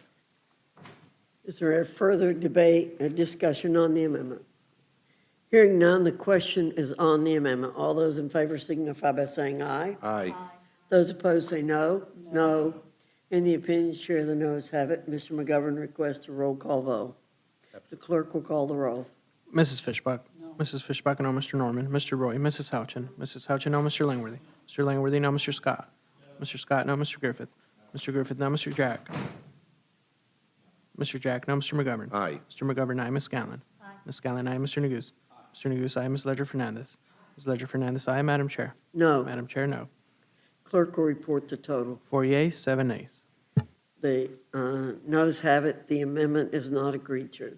Madam Chair, I have an amendment to the rule. I move the committee make an order amendment number 107 to S2 offered by Democratic Whip Clark, which repurposes $70 billion to ICE and CBP to restore a portion of the $200 billion House Republicans cut from the SNAP food program. Look at the bottom line is hunger is getting worse in this country, Madam Chair. And as the Whip pointed out, I mean, there is a new report out that only covers 12 states that basically indicates that over 700,000 kids, these are just kids, have already lost SNAP due to the changes in the big ugly bill. And now we're giving tens of billions of dollars more to ICE. I mean, again, a vote for this amendment is to vote to restore SNAP benefits for veterans, kids, and seniors. And a vote against this amendment is going to contribute to the increase of hunger in America, and we can do something about it, and I urge a yes vote. Is there further discussion on the amendment? Hearing none, the question's on the amendment. All those in favor signify by saying aye. Aye. All those opposed say no. No. In the opinion of the chair, the noes have it. The amendment's not agreed As to. for a roll call, Madam. The clerk will call the roll. Mrs. Fishbach? No. Mrs. Fishbach, no. Mr. Norman? Mr. Roy? Mrs. Houchin? Mrs. Houchin, no. Mr. Langworthy? Mr. Langworthy, no. Mr. Scott? Mr. Scott, no. Mr. Griffith? Mr. Griffith, no. Mr. Jack? Mr. Jack, no. Mr. McGovern? Aye. Mr. McGovern, aye. Ms. Scanlon? Ms. Scanlon, aye. Mr. Neguse? Mr. Neguse, aye. Ms. Ledger-Fernandez? Ms. Ledger-Fernandez, aye. Madam Chair? No. Madam Chair, no. The clerk will report the total. 4 yeas, 7 nays. The noes have it. The amendment's not agreed to. Madam- Mr. McGovern. Mayor, I have an amendment to the rule. I move the committee make an order amendment number 158 to S2 offered by Democratic Caucus Chair Aguilar, which redirects funds from the bill to offset a 2-year extension of the Affordable Care Act enhanced premium tax credit. Again, Republicans have rushed to give tax breaks to the wealthiest people in this country, and forward fund ICE and CBP for years and years while turning their backs on Americans who can't afford their skyrocketing health care costs. You know, a vote for this amendment brings down health care costs for millions of Americans by restoring the ACA tax credit. And as Chair Aguilar pointed out, I mean, we forced a vote on this in a discharge petition, and we actually prevailed. So maybe we can put it in this bill and jam the Senate for a change and do something good for people. But a vote against this amendment will continue to allow health care costs to skyrocket. I urge a yes vote. Further discussion on the amendment? Hearing none, the question is on the amendment. All those in favor say aye. Aye. Those opposed say no. No. In the opinion of the chair, the noes have it. We ask for a roll. The clerk will call the roll. Mrs. Fishbach? Mrs. Fishbach, no. Mr. Norman? Mr. Roy? Mrs. Houchin? Mrs. Houchin, no. Mr. Langworthy? Mr. Langworthy, no. Mr. Scott? Mr. Scott, no. Mr. Griffith? Mr. Griffith, no. Mr. Jack? Mr. Jack, no. Mr. McGovern? Aye. Mr. McGovern, aye. Ms. Scanlon? Aye. Ms. Scanlon, aye. Mr. Neguse? Mr. Neguse, aye. Ms. Ledger-Fernandez? Ms. Ledger-Fernandez, aye. Madam Chair? No. Madam Chair, no. Clerk will report the total. 4 yeas, 7 nays. The noes have it. The amendment's not agreed to. Ms. Scanlon, you're recognized. Madam Chair, I have an amendment to the rule. I move the committee make an order Amendment 62 to Senate 2, offered by myself, which prohibits the use of funds to conduct a search of the home of a United States citizen unless such search is lawful under the Fourth Amendment to the Constitution. The reason we need this is that we have seen ICE conduct warrantless searches to arrest people in the homes of American citizens. There's video evidence of this happening in Minneapolis when an American citizen was dragged out of his home in Crocs and his underwear in the middle of winter when ICE agents raided his home without a warrant. And why is this important? It's important because about a year ago, the acting director of Immigration and Customs Enforcement, or ICE, instructed ICE officers that they were permitted to enter homes without a judicial authorization. But if you have to have judicial authorization, it's what the Fourth Amendment requires. The first thing the judge asks is, do you have the right house? Do you have the right person? Do you have probable cause? When they go without a judicial warrant, those questions don't get asked, and we've seen American citizens be abused in their homes in violation of the Fourth Amendment. So clearly we need this. We should not be allowing these billions of dollars to go out the door unchecked, and I urge a yes vote on my amendment. Is there further discussion on the amendment from Ms. Scanlon? Hearing none, the question's on the amendment. All those in favor signify by saying aye. Aye. All those opposed say no. No. In the opinion of the chair, request the a noes have recorded it. vote, Ms. Madam Scanlon requests a roll call vote. The clerk will call the roll. Mrs. Fishbach? No. Mrs. Fishbach, no. Mr. Norman? Mr. Roy? Mrs. Houchin? Mrs. Houchin, no. Mr. Langworthy? Mr. Langworthy, no. Mr. Scott? Mr. Scott, no. Mr. Griffith? Mr. Griffith, no. Mr. Jack? Mr. Jack, no. Mr. McGovern? Aye. Mr. McGovern, aye. Ms. Scanlon? Aye. Ms. Scanlon, aye. Mr. Neguse? Mr. Neguse, aye. Ms. Ledger-Fernandez? Ms. Ledger-Fernandez, aye. Madam Chair? No. Madam Chair, no. Clerk will record the total. 4 yeas, 7 nays. The noes have it. The amendment is not agreed to. Further discussion or amendment? Madam Chair. Ms. Ledger-Fernandez, you're recognized. Madam Chair, I have an amendment to the rule. I move the committee make in order amendment number 95, offered by myself, which creates a private right of action for U.S. citizens who were arrested or detained by an immigration officer without a warrant or without probable cause, and waives qualified immunity for immigration officer. It also assigns funds for Immigration Customs Enforcement from H.R. 1, the One Big Beautiful Bill Act. As Representative Scanlon just described, United States citizens are getting detained. They're having the doors sort of torn down in their homes, and there are no consequences. And the reality is ICE and DHS agents don't just get to violate the Constitution, including the First and Fourth Amendments, when they make stops, arrests, and detentions. They don't have immunity to trample civil rights. They don't get to detain people without cause, warrants, or accountability. These are basic understandings of what United States citizens believe they have. But ICE is acting as if they don't have any accountability. They continue to wrongfully harass and detain individuals, including many U.S. citizens. And oftentimes, as we heard earlier today, sometimes those citizens are jailed for weeks and weeks. And ICE denies that they have jailed United States citizens, and then we find out that, oh my God, yes, they're a United States citizen. And ICE acts as though there are no consequences. We heard Chair Jordan say, oh, that doesn't happen, and acknowledge they shouldn't be doing it. Well, the way you make sure they don't do it is you create accountability. Because these citizens deserve justice and compensation, and so I urge my colleagues to do something about this unlawful, unconstitutional activity and make it very clear that when you violate our United States Constitution and you arrest, detain, harass, tear the doors down of American citizens, that there will be a private right of action. I urge a yes vote on my amendment, and I yield back. Is there any further discussion on the amendment? Hearing none, the question is on the amendment. All those in favor signify by saying aye. All those opposed say no. No. In the opinion of the chair, the noes have it. The amendment's not agreed to. Madam Chair, I have an amendment to the rule.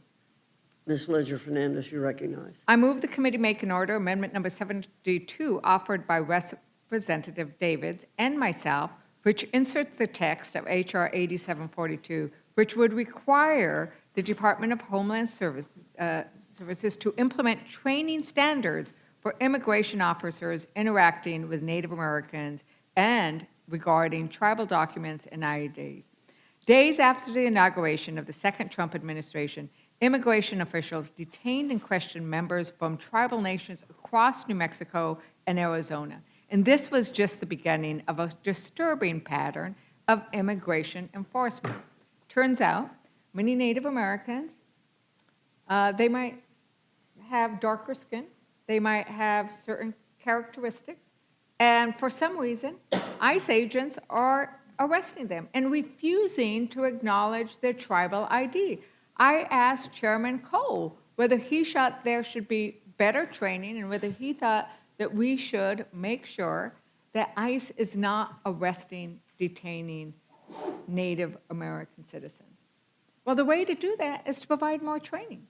Because I'm going to say, not a lot of people are used to the tribal IDs. Let's train ICE regarding tribal IDs and Native American identity. And that's what this amendment does, is insert into the bill the text of this amendment. And with that, I urge a yes vote on my amendment. Further and yield back. discussion on the amendment from Ms. Ledger Fernandez. Hearing none, the question's on the amendment. Those in favor signify by saying aye. Those opposed say no. No. No. In the opinion of the chair, the noes have it. The amendment is not agreed to. Madam Chair, I have an amendment to the rule. You're- Recorded vote, sorry. I You request had- a recorded vote. A recorded vote. The clerk will call the roll. Mrs. Fishbach. Mrs. Fishbach, no. Mr. Norman. Mr. Roy. Mrs. Houchin. Mrs. Houchin, no. Mr. Langworthy. Mr. Langworthy, no. Mr. Scott. Mr. Scott, no. Mr. Griffith. Mr. Griffith, no. Mr. Jack. Mr. Jack, no. Mr. McGovern. Mr. McGovern, aye. Ms. Scanlon. Ms. Scanlon, aye. Mr. Neguse.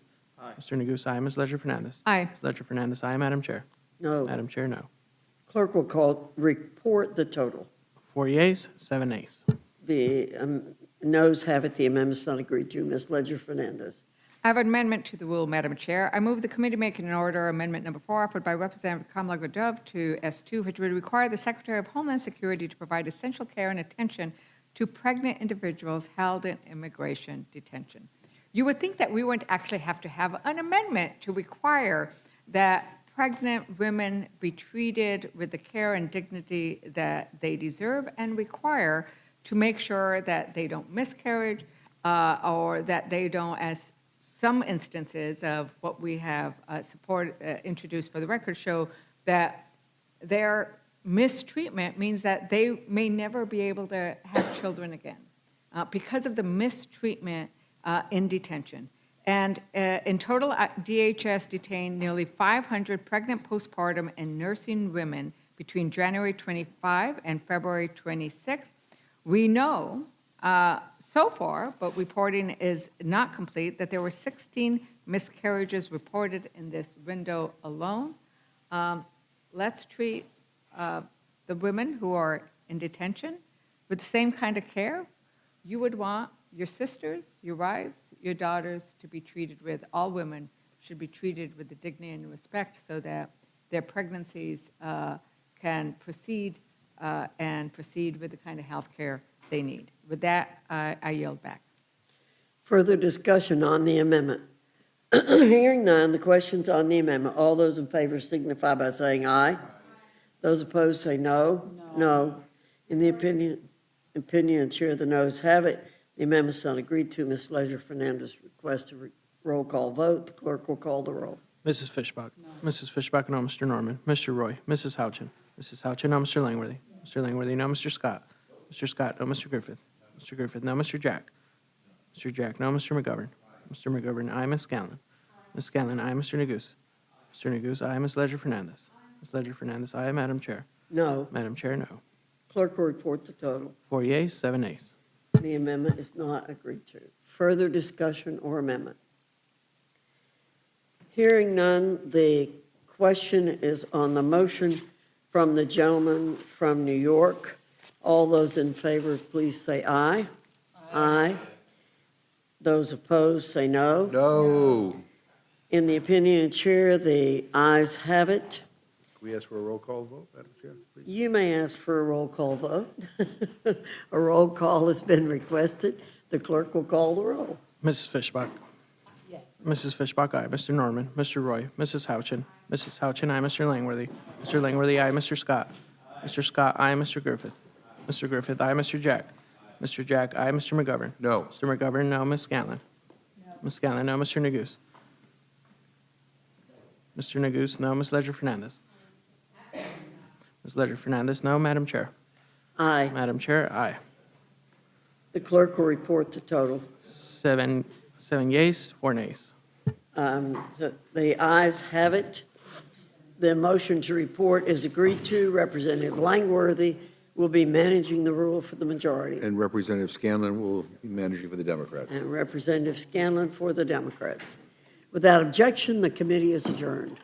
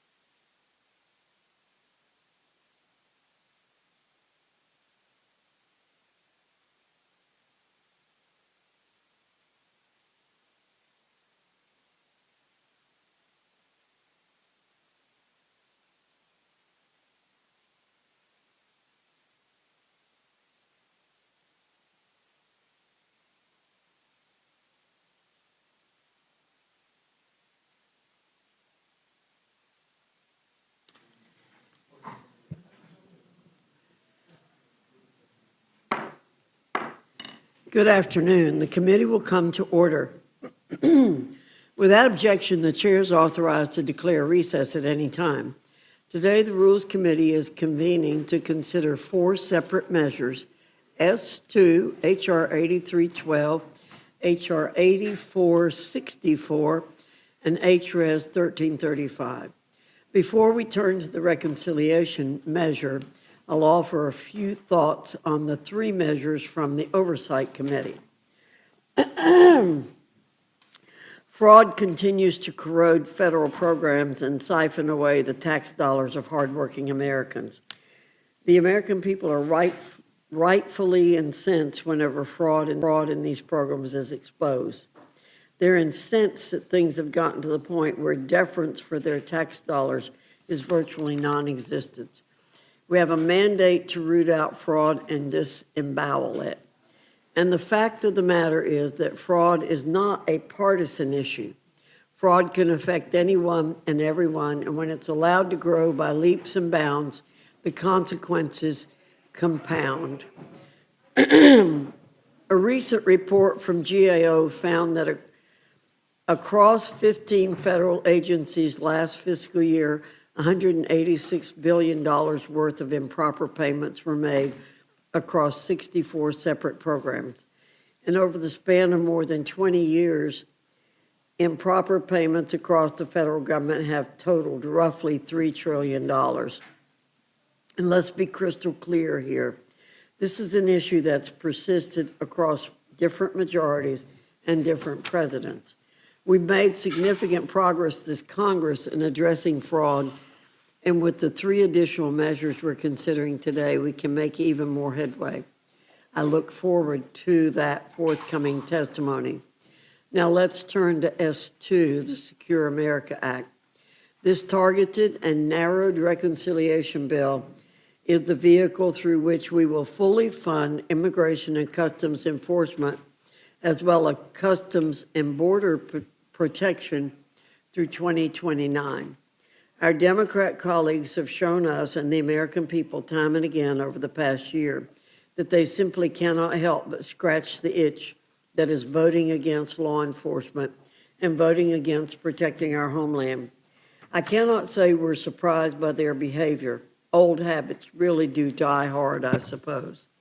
But what's particularly intriguing is how Democrats have developed this tap dance-like rhetorical routine when it comes to articulating their position on border security and immigration enforcement.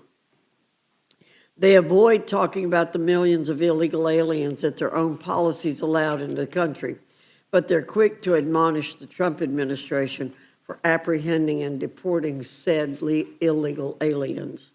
They shy away when confronted about criminal illegal aliens who've committed unspeakable violent acts against Americans, but are quick to hoot and holler about the men and women of ICE and CBP for stopping criminality in its tracks. What a peculiar position to take. Seriously, how odd. I'll make a prediction that I know will come true in the Rules Committee this afternoon. Our Democrat colleagues will dust off their primetime performative antics routine that we've seen time and again, like a return of a show on television. They'll recite headline after headline of their preferred media outlets, rant about the president, bring up topics that have no relation whatsoever to the issue at hand, and air their grievances one after another as if they're holding a group therapy session.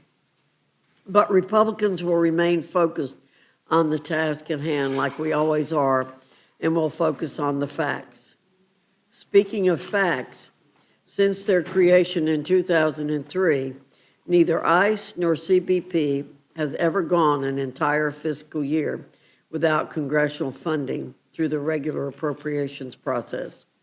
The only reason we're here right now with this reconciliation legislation is because of Democrats' reckless extremism in completely defunding our ability to secure our nation's border. That's a clear-cut fact. The takeaway from all of this is that Republicans are the ones who stand for the men and women who are working night and day to protect the homeland. That support is reflected in the reconciliation bill that's before us and will be reflected even further when it is brought to the floor of the House for full consideration.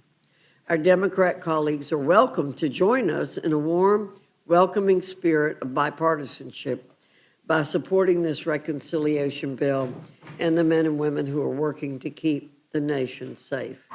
With that, I now yield to Ms. Scanlon for any comments she wishes to make. Thank you, Madam Chairwoman, and I just want to note that I'm filling in for Mr. McGovern while he is returning from services for our former member, Barney Frank, who passed away, former member from Massachusetts. So he should be here soon. I'm sure he doesn't want to miss the fun. I'm also sure that, like me, he'd rather be part of group therapy than a member of a cult. So with that, today, House Republicans are bringing forward another partisan reconciliation bill to provide an additional $70 billion to ICE and Customs and Border Patrol, on top of the roughly $140 billion they handed to those agencies last year. So I think it's a little hard to say that border security has been defunded when they actually have more funding than most armies around the world. Republicans are preparing to spend nearly $250 billion between last year's bill and this year's bill in borrowed money. So not to lower costs for American families, not to build housing, not to strengthen schools, not to make health care more affordable, but to expand a massive deportation and detention apparatus that has already spiraled out of control. And they want the American taxpayer to foot that bill. The same Republicans who spent years pretending to care about fiscal responsibility have suddenly decided that deficits don't matter when it comes to tax breaks for billionaires and blank checks for ICE.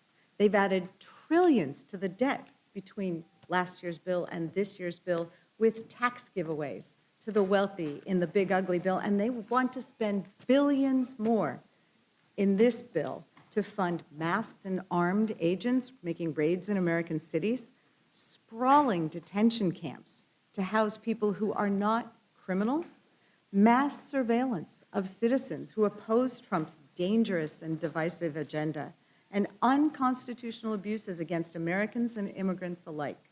What makes this especially outrageous is that Republicans are pursuing this legislation through the partisan reconciliation process.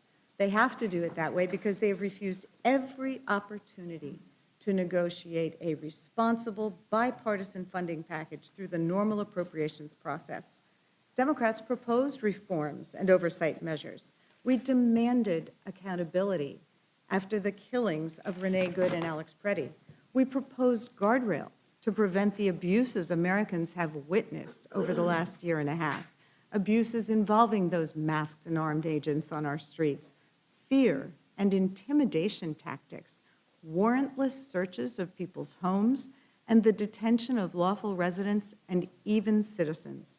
Republicans have rejected every effort to require ICE and CBP to meet the same public safety and civil rights standards as every other responsible law enforcement agency in this country. And that tells you everything you need to know. This isn't about responsibly funding border security. It's about giving this administration more money and more power with fewer constraints and less oversight. An administration that has already demonstrated that it can't be trusted with the extraordinary powers it already possesses. An administration that with this legislation, Republicans are rewarding with yet another blank check.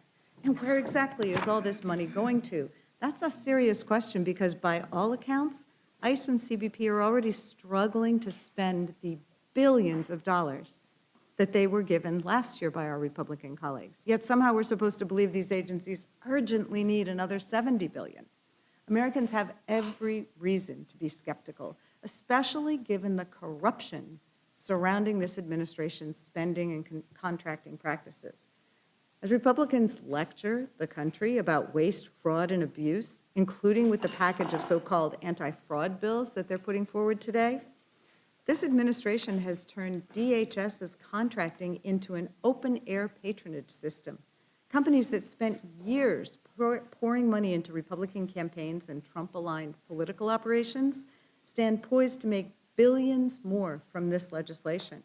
Politically connected contractors and allies of former Secretary Noem have already cashed in.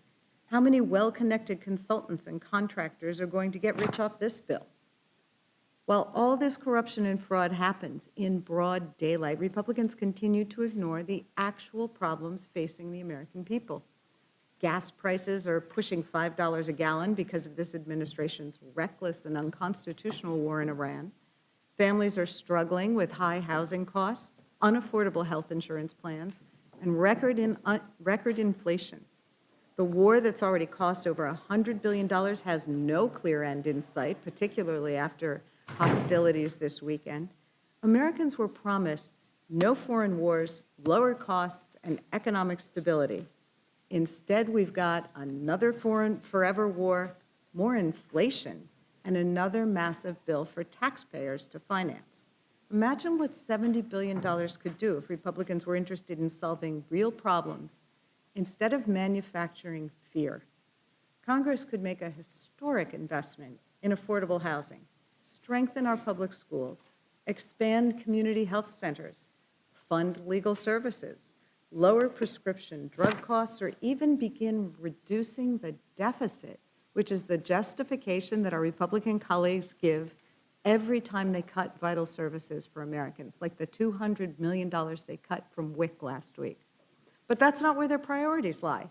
This legislation makes clear once again that today's Republican Party is perfectly comfortable using the power of the federal government to punish vulnerable people, to enrich politically connected allies, and to consolidate executive power, all the while claiming there's somehow never enough money to help ordinary Americans. Americans are fed up. They deserve better than this, and I urge my colleagues to reject these measures, and I yield back. Thank you very much, Ms. Scanlon. Without objection, any prepared statements that our witnesses may have will be included in the record. I now welcome our panel, Chairman Arrington and Representative Escobar from the House Budget Committee, Chairman Garbarino and Representative Walkinshaw from the House Committee on Homeland Security, and Chairman Jordan and Ranking Member Raskin from the House Committee on the Judiciary. Your full statements will be submitted for the record. We ask you summarize your statement in 5 minutes. Chairman Arrington, I welcome your testimony. Thank you, Madam Chair. I'm just a sucker for listening to something that isn't true and having to make comments about it. It's just who I am, and I'm going to do it this morning, and I'm going to veer off a little bit from the reconciliation because I heard Ms. Scanlon talk about tax cuts for the rich. Washington Post gave Democrats 4 Pinocchios on that tired rhetoric that is just completely and utterly false. The new filings were analyzed recently, and 70% of the new tax cuts went to low and middle class families. So if she's talking about the people that make an earning on tips as rich people, or people making a living off of their overtime that got a tax break, or the doubled standard deduction, which, Ms. Chairman, 92% of all Americans take, I don't think those folks are rich people. But they're going to keep recycling this rhetoric, but it won't land because people have more money in their pockets. By the way, wages have gone up $3,000, and that is about as much as it went down during the Biden administration. It's just policies have consequences. So, and yes, Ms. Ranking Member Scanlon, this is an all-Republican exercise, as was making sure we didn't put a 22% tax hike on working families. That's how much the tax hike would have been had we allowed the tax cuts to expire. You all weren't willing to do it. We were, and Americans are better off. The economy's growing, business investment's up, and again, more refunds, less withholdings, more money in people's pockets. Now, look, I can talk about this issue, Madam Chair, in the context of we had a deal with Democrats. Democrats reneged on funding the government. They had the longest shutdown ever, second to only the shutdown prior to this, over a COVID-era fraud-ridden tax or subsidy expansion. So this was 76 days that the American people had to have a Homeland Security service and apparatus go dark. We didn't have our Coast Guardsmen to defend our ports against terrorist attacks. We couldn't enforce immigration laws and protect our border from drugs and people being trafficked into this country. We didn't have CISA agents being able to man their posts so that our critical infrastructure wasn't hacked. We can say that this is Republicans' attempt to make good on our good faith negotiation the first time, and to make sure that our brave law enforcement have the tools they need to do the job that Joe Biden and the Democrats, when they had total control of this town, absolutely didn't do. They they abdicated the first and most important job of the federal government, which is to provide for the common defense. They didn't secure our border, they didn't enforce our laws, and we had record deluge of drugs, people, crime, gangs, people on the terrorist watch list, people from countries of interest, record, and it was destroying the fabric of this country, and it was putting at great risk every neighborhood and every community and every city and state in this nation. And this president, Donald J. Trump, was elected, every swing state, popular and electoral vote, to clean up this mess. And what's happened is you have rogue cities and states that refuse to work with our law enforcement to actually enforce the law. They would rather break the law and harbor people who have broken the law to come to this country rather than work to identify the most hardened criminals so that we can deport them and we can get back to rule of law, regular order, peace, tranquility, the things that the American people expect us to do up here for them, of all parties, across the board. So, yes, you're right. It is an all-Republican exercise because I can't find a Democrat that would stave off a 22% tax hike, and I can't find one that's willing to enforce the law as it relates to immigration, secure the border, and actually take the criminal elements that have come into this country, like the people who came into this country illegally by the millions, and actually rid our great country of those threats. I can't find it. If we could, we wouldn't be here. And all you have to do is listen to all the litany of statements that have been made. Governor Tim Walz says ICE officers are a threat to the public. Modern-day Gestapo. Governor Pritzker says that ICE is turning the country into Nazi Germany. And I mean, they're the reign of terror. John Hickenlooper. Chuck Schumer said ICE doesn't belong in our neighborhoods. I mean, think about the incendiary rhetoric. Think about the seeds that have been sown of obstruction and resistance that have made it nearly impossible to do the job of cleaning up the streets of our cities because of what's happened over the last 4 years under the Biden administration and Democrat control. So it's been impossible, and we're working better together because we're talking and coordinating, and that's what Texas does. That's what Florida and other states. We never had any of the problems of Minnesota. But I think it's reckless and irresponsible, and it's insulting to have these labels attached to our brave men and women who risk their lives to enforce the laws. We're going to give them the resources they need, and listen, what we're also going to do is do it for 3 years so that Democrats can't use them as leverage, Homeland Security as leverage, and the American people's security as leverage in a shutdown again. And I rest my case, and I yield back what may be remaining of my time. Thanks for your indulgence, Madam Chair. Thank you, Mr. Arrington. Representative Escobar, you're recognized. Thank you, Madam Chair and Madam Ranking Member. Let's bring some facts back into this room. I want to begin by saying it's a privilege for me to serve on both the House Budget and Appropriations Committee. I serve on the Department of Homeland Security Appropriations Subcommittee, which is where we should be talking about appropriations. But unfortunately, Congress is helping the president take away our obligation and duty to fund the government through this reconciliation bill. I want to remind everyone here and everyone watching that the One Big Beautiful Bill provided $140 billion billion with a B for CBP and ICE. It increased our deficit by 4.7 trillion with a T. And the Department of Homeland Security still has $100 billion left. $100 billion. There is money in the bank, and Republicans want the American taxpayer to give them $70 billion more in order to blow up the deficit even further.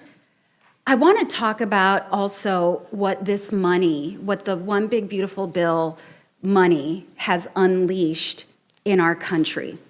And I want to begin by saying I live on the U.S.-Mexico border. I am one of a handful of members of Congress that actually live on the border.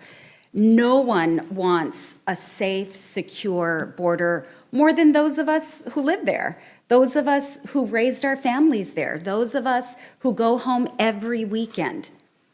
But what the reconciliation dollars are doing is not creating a safer or more secure country. In fact, this money has unleashed abuses that U.S. citizens are offended by. If you look at President Trump's polling numbers, you will see that American voters, American people do not like the way this administration is unleashing those dollars against our very own fellow citizens. In fact, as a result of this money, 170 U.S. citizens were arrested and 2 were killed on the streets of Minneapolis. 60 people have died in ICE custody. This is a historic, shocking number, and that includes a homicide that occurred inside the detention facility in my district at Camp East, Montana. This money has unleashed abuses and violations of law and violations of the Constitution, and there have been attempts after attempts after attempts to limit our oversight of this money. I want to tell you about Camp East, Montana in my district, which is funded with the One Big Beautiful Bill dollars that Republicans approved. That facility can hold up to 5,000 human beings. It is a $1.24 billion facility. I've had conversations with my constituents about what that $1.24 billion could do to help them improve their lives.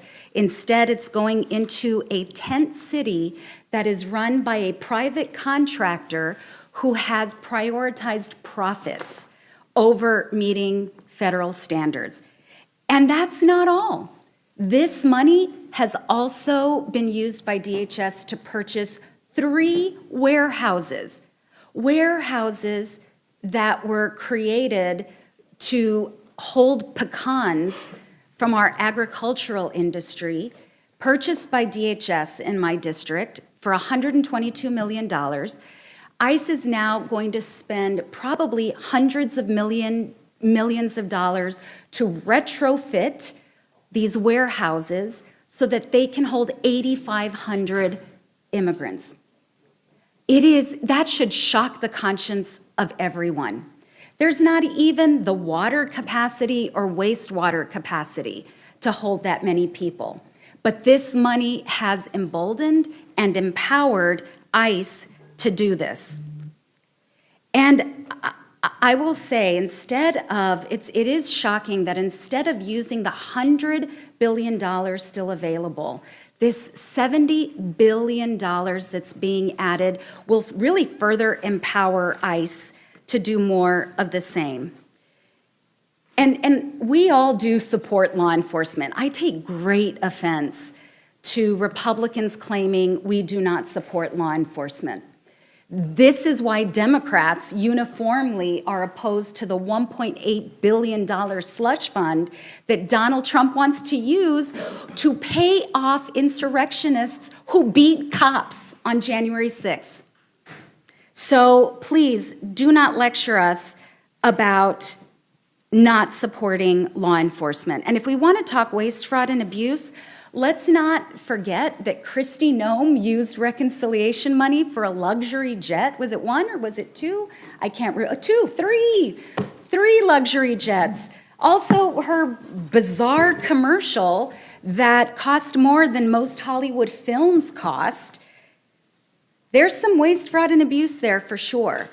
And Republicans want $70 billion more? Budgets certainly are a statement of our values. And if I can't imagine what Democrats would do with the $70 billion that Republicans are asking for. So what could that $70 billion actually buy? It could build more than 280,000 new affordable housing units in America.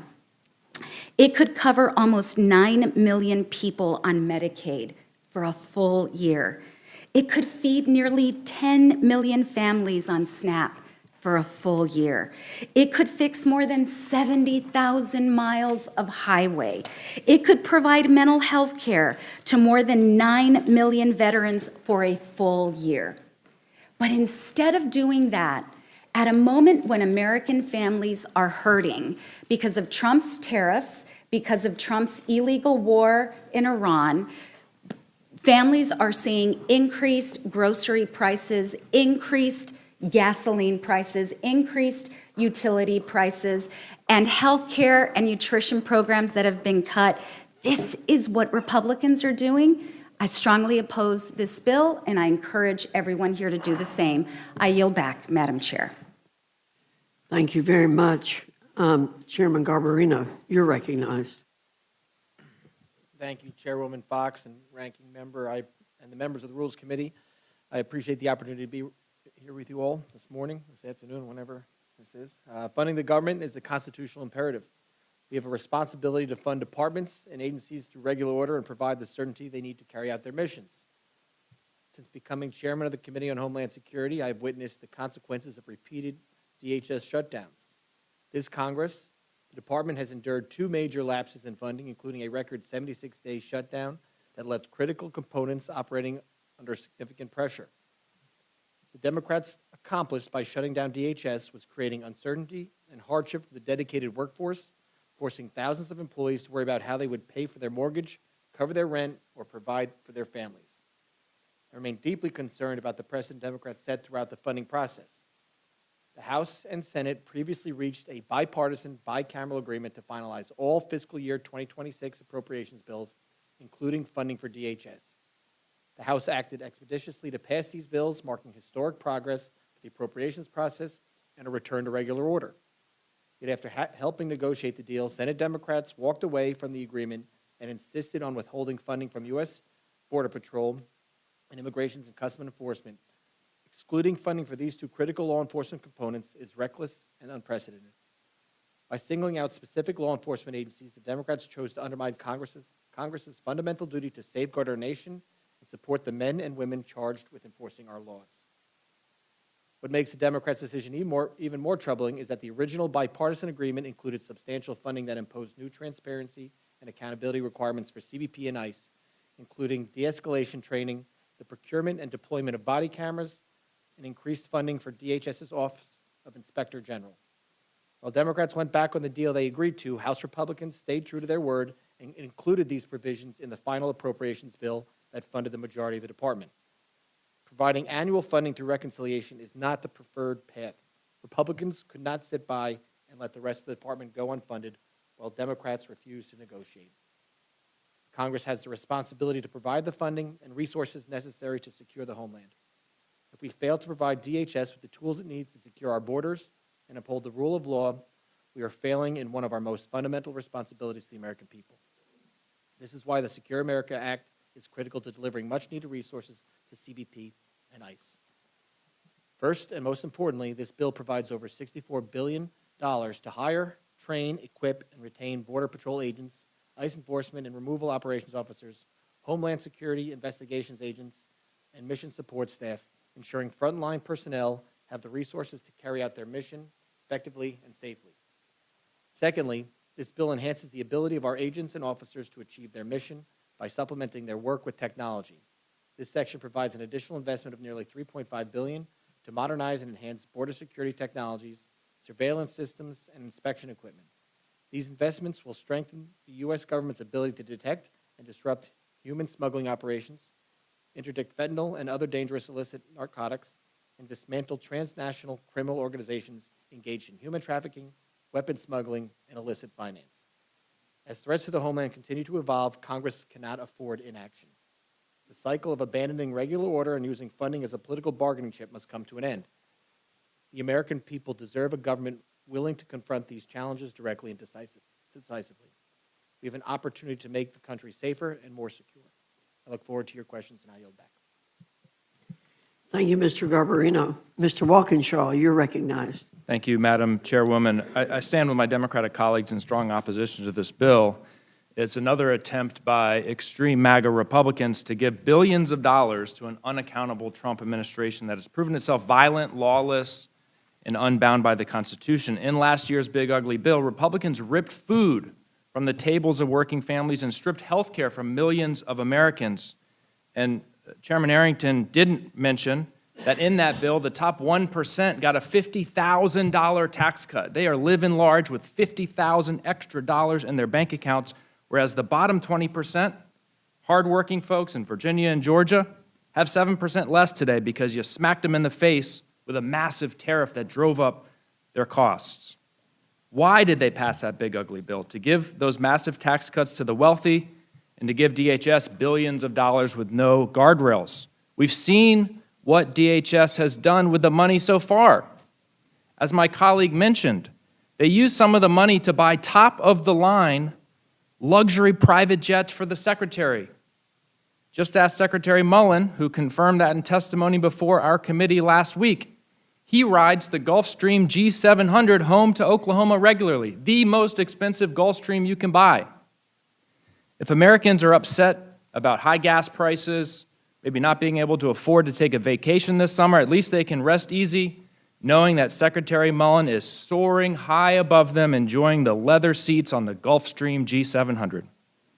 But DHS has done far worse with those dollars. Masked agents have broken into homes without warrants, locked up nonviolent protesters, deported sick children with cancer, killed 2 American citizens who were lawfully exercising their First and Second Amendment rights. Instead of going after the worst of the worst, nearly 3 out of 4 people booked into ICE custody have no criminal convictions whatsoever. And now, even though $100 billion is still available floating around, Republicans want more, another $70 billion DHS slush fund. This bill, just like the last one, doesn't prohibit agents from wearing masks, doesn't require officers to get judicial warrants to smash down the doors of people's homes. It doesn't prohibit racial profiling or surveillance databases of lawful protesters, doesn't stop raids at schools, churches, or hospitals. It opposes no accountability measures. Instead, it gives President Trump a blank check to execute more of his out-of-control, unaccountable crackdowns for the rest of his term. In the midst of an affordability crisis, the last thing Americans want is to superfund the agencies that have been terrorizing communities across the country. Yet, at a moment when Americans can't afford gas, groceries, or rent, Republicans also tried to give the president $1 billion for his golden ballroom so he can host parties for his billionaire buddies. Gulfstreams and ballrooms, that's what you get from this president and this Congress. Trump administration is also trying to give $1.8 billion to January 6th insurrectionists and other cronies. This bill doesn't prevent the Justice Department from creating a slush fund to pay violent rioters who assaulted police officers and desecrated this very building 5 years ago. It's outrageous. Americans are stretching paychecks that cannot stretch any further. They're skipping prescriptions, putting off car repairs, wondering how they're going to put food on the table for their kids, and with all those problems that they are facing. This bill provides not 1 penny, not 1 cent to make life more affordable. But we shouldn't be surprised. President Trump told us he does not think, quote, even a little bit about Americans' financial situation. Maybe that's why this bill doesn't help even a little bit Americans to make ends meet.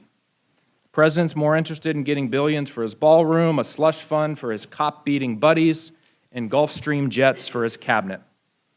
The American people, though, know the difference between a government that works for them and one that works for Donald Trump. I strongly oppose this bill and urge my colleagues to do the same. I yield back. Thank you, Mr. Walkinshaw. Chairman Jordan, you're recognized. Thank you, Madam Chair. Step one, let in 10 million illegal migrants. That's what they did during the Biden administration. Step two, make it difficult to remove those illegal migrants by creating sanctuary jurisdictions where even when they commit another crime, you can't remove them. Step three, don't pay the guys who do the removing. Don't pay ICE. That's the deal the Democrats are pushing.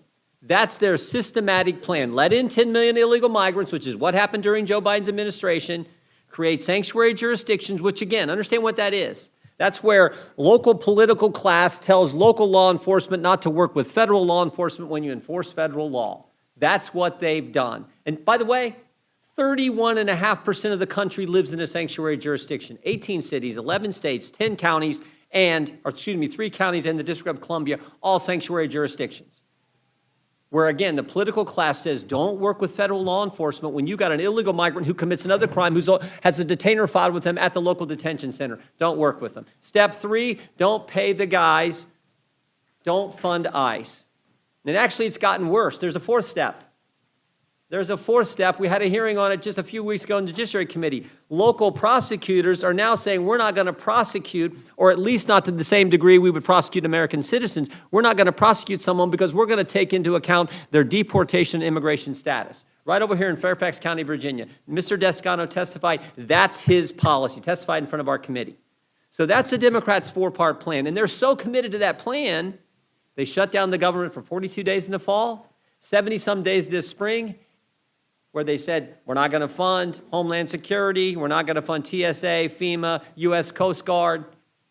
And now they're saying we're never going to fund ICE. In fact, the mayor of their largest city, Mr. Mamdani, yesterday said we should abolish ICE. They're all saying that. That's the Democrats' plan. So we had to do this route, reconciliation, to fund the guys who enforce the law. Democrats' 4-part plan not to enforce immigration law. We have to use reconciliation to fund ICE to enforce the law that Congress passed. So this bill does a couple things. It funds ICE and CBP personnel salaries. It funds ICE transportation and facilities resources. The bill funds additional 287G agreements. Now, these are the good agreements where local law enforcement says we will work with federal law enforcement. And the bill also funds ICE attorneys to represent the U.S. government so aliens have their due process in immigration court. What it doesn't do is implement the crazy plan of the left, the 4-part plan of the Democrats. I would urge a yes vote, and hopefully we get this thing passed and actually fund the good people who are doing the work that the law requires. I yield back. Thank you, Mr. Jordan. Mr. Raskin, you're recognized. Chairman Fox, thank you very much, and Representative Scanlon, distinguished members of the committee. Last month, the President stated the major theme of his administration when he said, I don't think about Americans' financial situation, not even a little bit.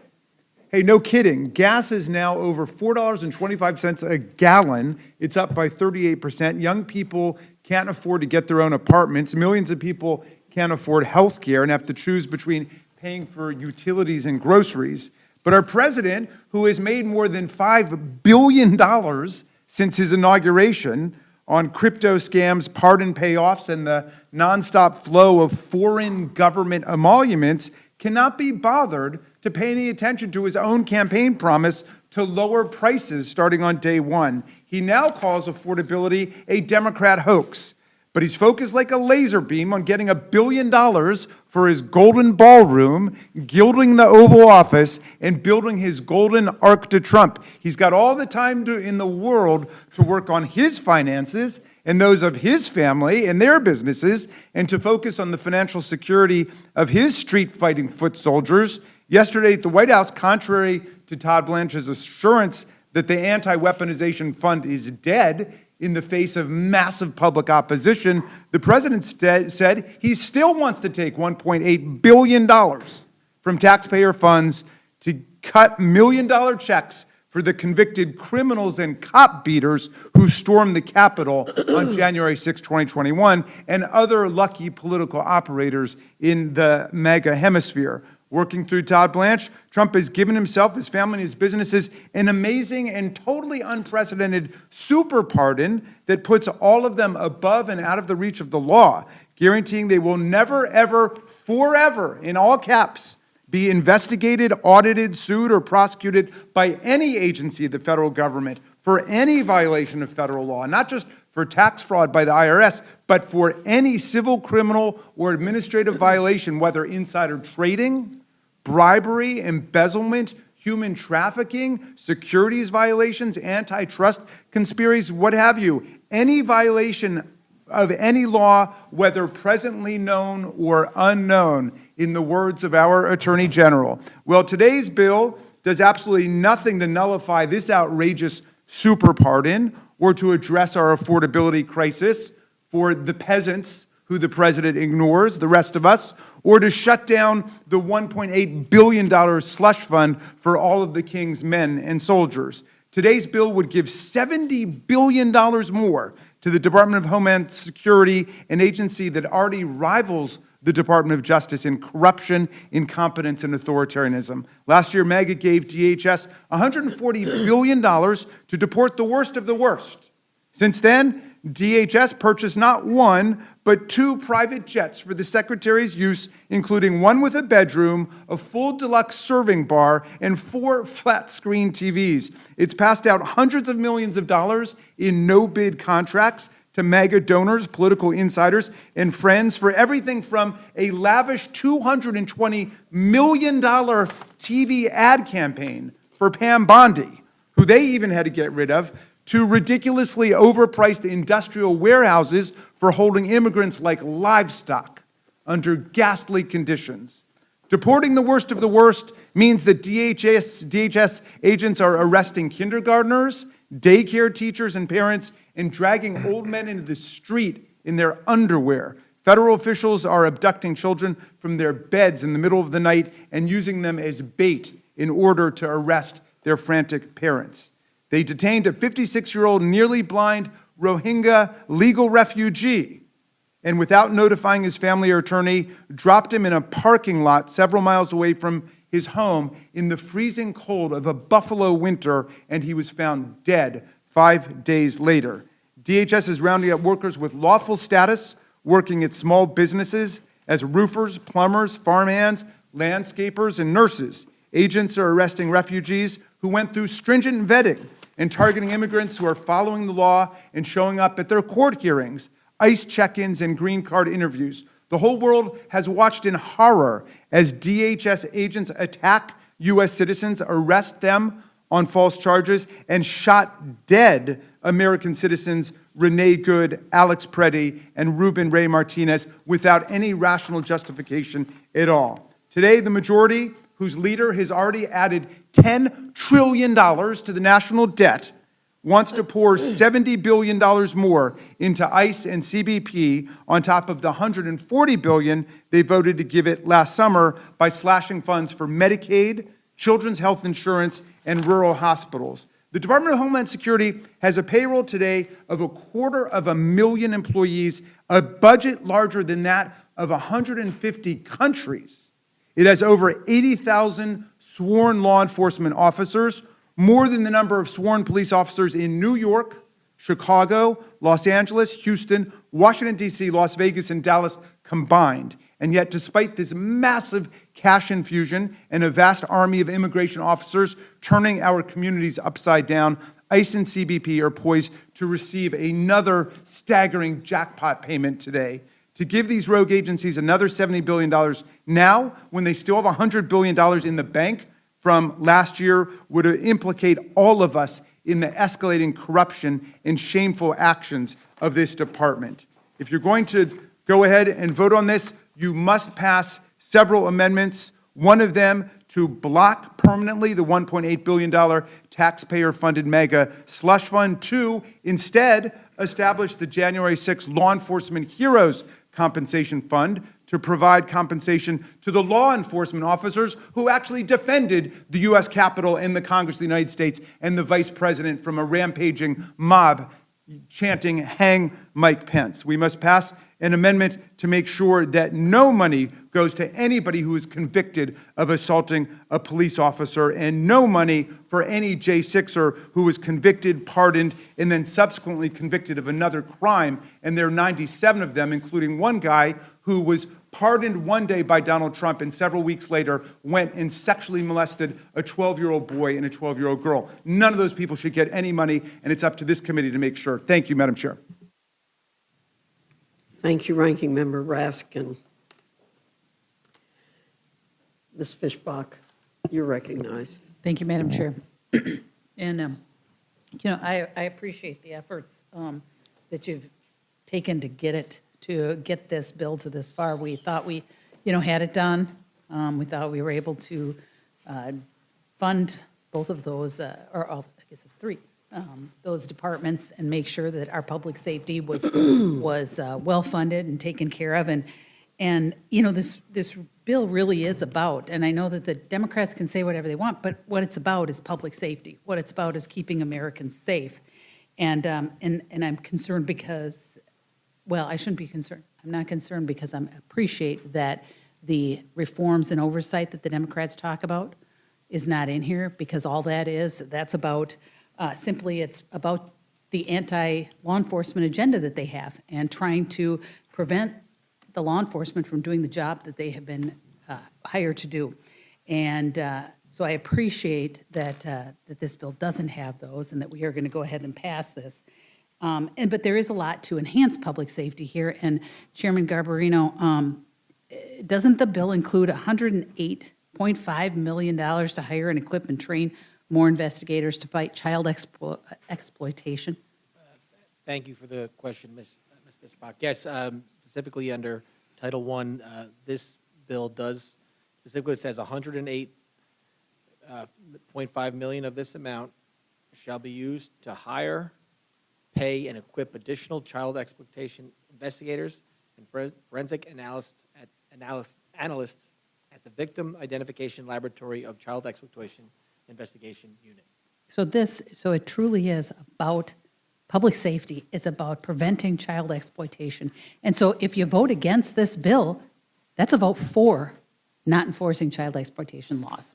Yeah, a vote against this bill means you're voting against funding these additional officers that fight against child exploitation. And thank you very much. And I just appreciate, I think that we need to take a look and say this is truly an important piece of legislation, because we have got to get these guys funded so they can continue to keep American citizens safe.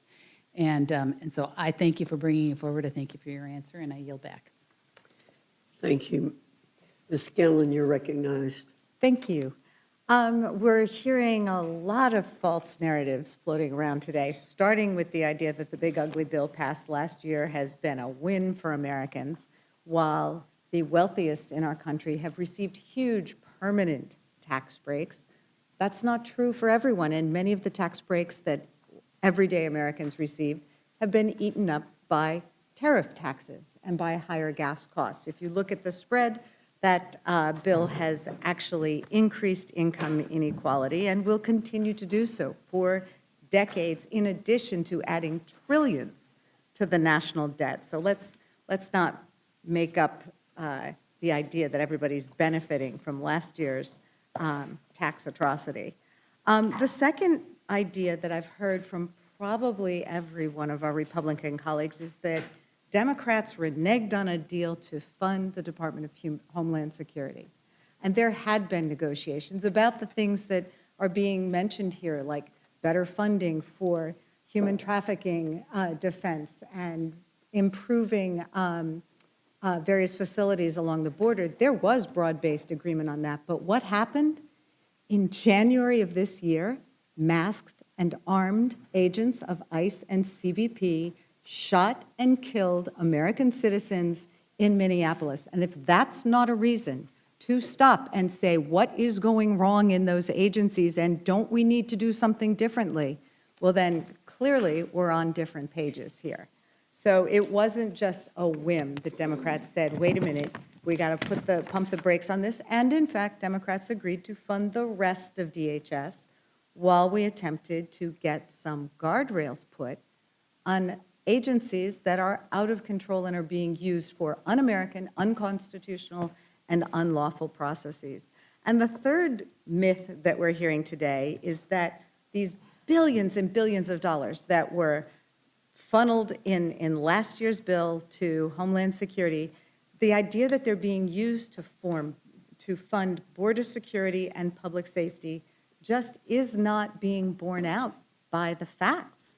In fact, we're seeing that that money has been used, millions and millions of dollars has been used to purchase warehouses not capable of housing people in huge wastes of money that are now under investigation. We've heard about record profits, an 800% increase in profits by private prison companies like GEO, because they are now housing people who are overwhelmingly not criminals. 70–80% of the people they are housing are not criminals, and they are doing so in ways that are incredibly inhumane, without adequate medical care, without adequate food, without access to counsel, access to their families. I mean, there has been in the past bipartisan agreement in this country that it is a waste of taxpayer dollars to house people who are not, to imprison people who are not a threat to the American public. And that is exactly what is being done with these DHS dollars and these detention camps. We've also, of course, learned of the hundreds of millions of dollars that were spent on an ad campaign by DHS. What was it? $3,400 for hair and makeup for the then secretary, $20,000 to rent a horse. More money was spent on that ad campaign than was cut last week from WIC. $200 million cut from WIC. They spent $235,000 on filming Kristi Noem riding around on a damn horse. So again, it shows you where the values are here. I guess first I'd like to go to Representative Escobar. We're hearing a lot about fraud, waste, and abuse here. Can you talk to us a little bit about the money that ICE and CBP have and what is happening with that money, particularly in your district? I know in my district we've had a lot of concerns. I've had a constituent die in ICE custody because he wasn't given appropriate medical treatment. Thank you, Ms. Scanlon. I'll be glad to detail for this committee what my team and I have seen inside these facilities in my district in El Paso. And again, just as a reminder, CBP and ICE currently have $100 billion unspent. $100 billion, just a reminder to everyone.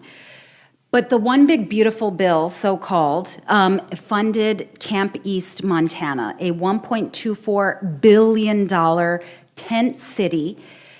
And the American taxpayer is allegedly paying for medical care that detainees are not getting, cleaning services that are not happening, laundry services that are not happening.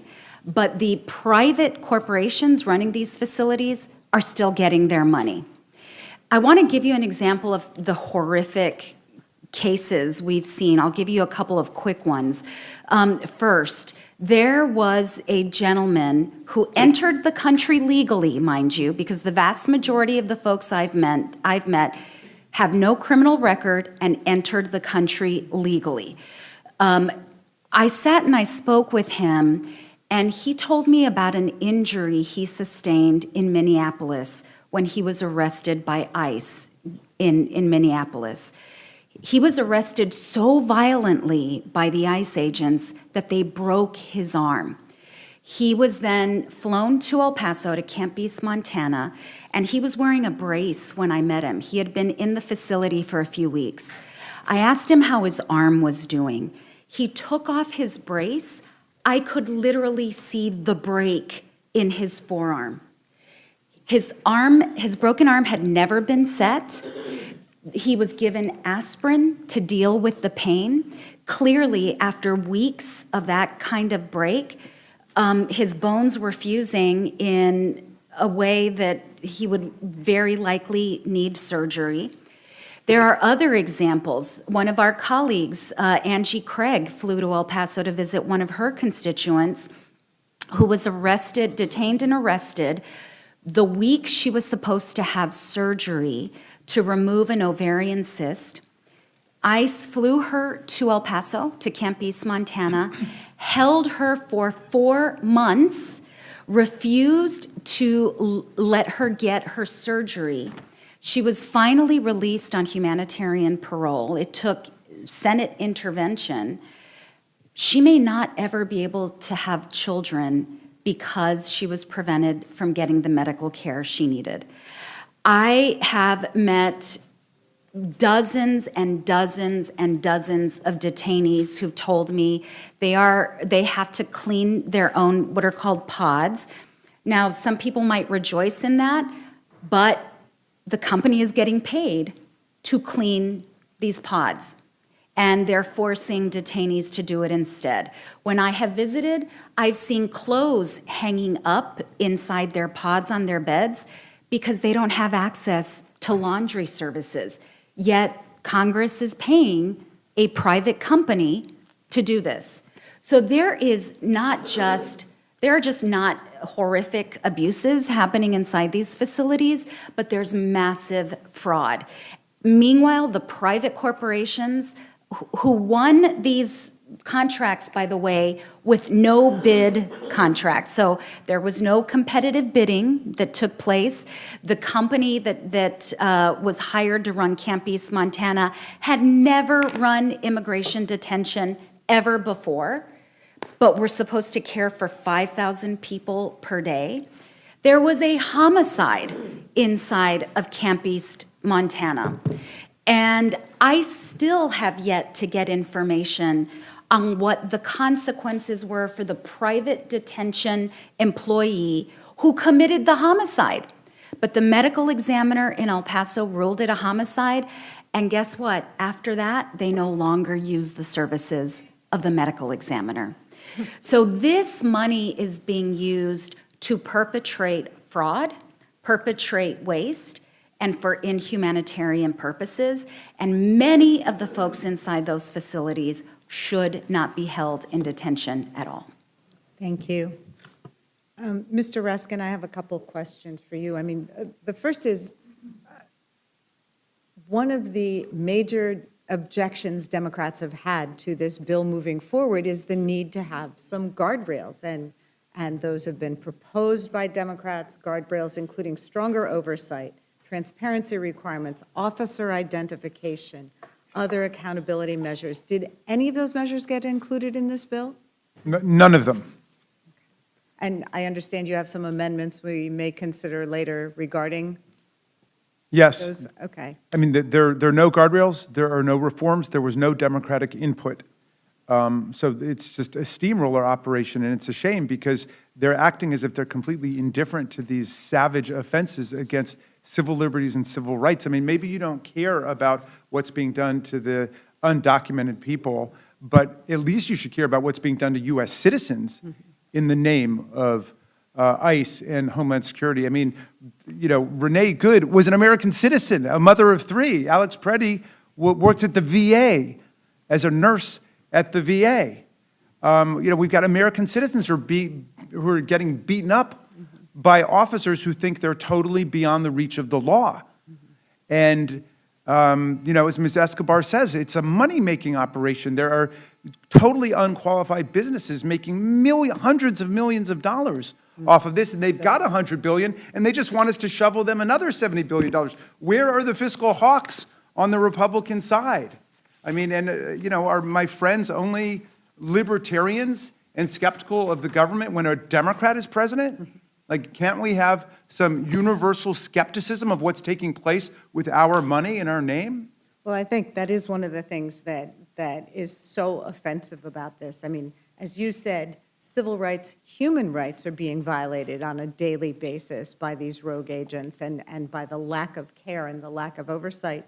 So that is offensive enough, but it's being done with U.S. taxpayer dollars. And as you said, the party of fiscal responsibility appears to have blinked on this one. I have a constituent, a U.S. citizen, who spent 25 days in ICE custody, a U.S. citizen, 25 days before she could get out. Well, and as Representative Escobar pointed out, many of these people are present, have been present in our country legally. They didn't arrive illegally. They came under a visa. They came as refugees. My constituent who died in ICE custody came here legally. So, I mean, this idea that these are all criminals who are, it's rejected by their own data, and it's crazy. I wanted to raise with you, Mr. Raskin, one other issue. We have seen that Republicans in the Senate actually objected to moving this bill forward for a couple weeks once the president tried to impose his $1.8 billion slush fund, basically using taxpayer dollars instead of monopoly money, and claiming that it came from his fraudulent case against his own government. Can you talk about that and what the issue is with not having restrictions in this bill to prevent that abuse of taxpayer dollars? Well, we need to act. Everybody seems to agree that this political slush fund is a fraud on the taxpayers. It's a violation of our power to appropriate money. That belongs to Congress, not to the president, not to the attorney general, nor do they decide cases and controversies. That takes place in court. So it's an attempt to set up an operation totally outside of our constitutional order, and all of it was based on an actual violation that took place by an independent third-party contractor, Charles Littlejohn, who leaked thousands of people's tax returns, including Donald Trump's. Now, the president had said he was going to release his tax returns. He promised he would do it like the other presidents. He didn't, and he had a right not to. So he didn't. This guy violated his privacy by releasing his tax returns, but it happened to lots of other people, and those people sued the government and the courts found, and the Department of Justice strenuously advocated that you can't sue the government for damages if it's a third-party business that leaked your returns, and they won on that.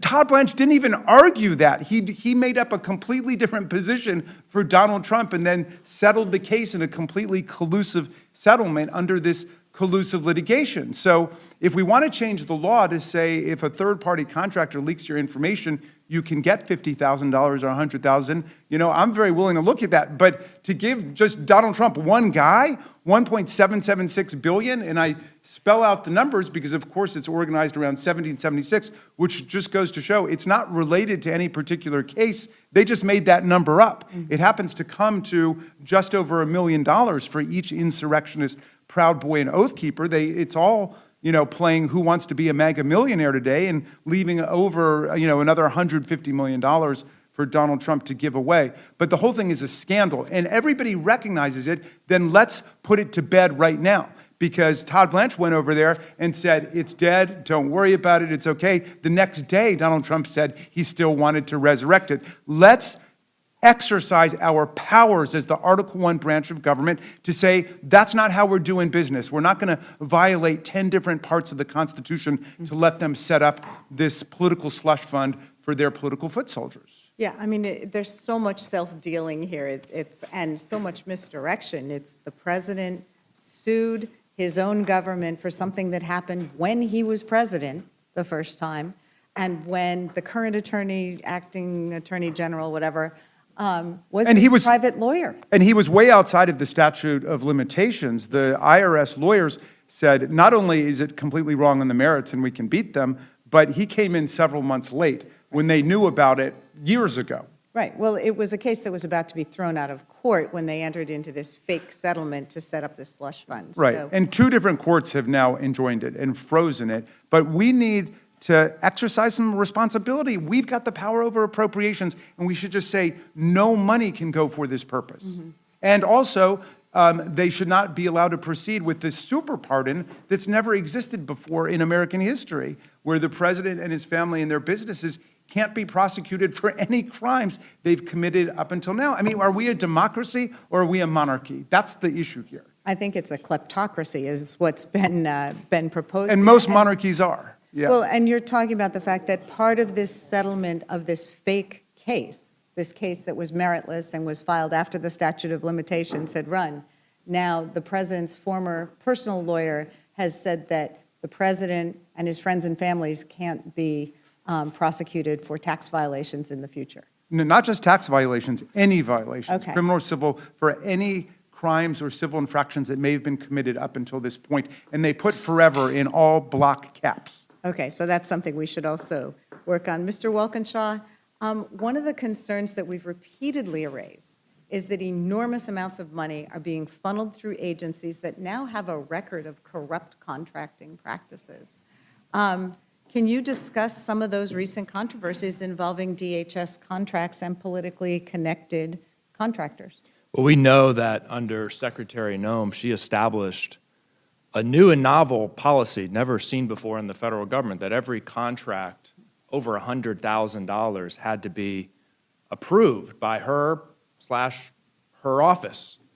Now, that policy in and of itself creates the conditions for massive corruption because it circumvents the entire procurement system that is designed painstakingly to prevent corruption.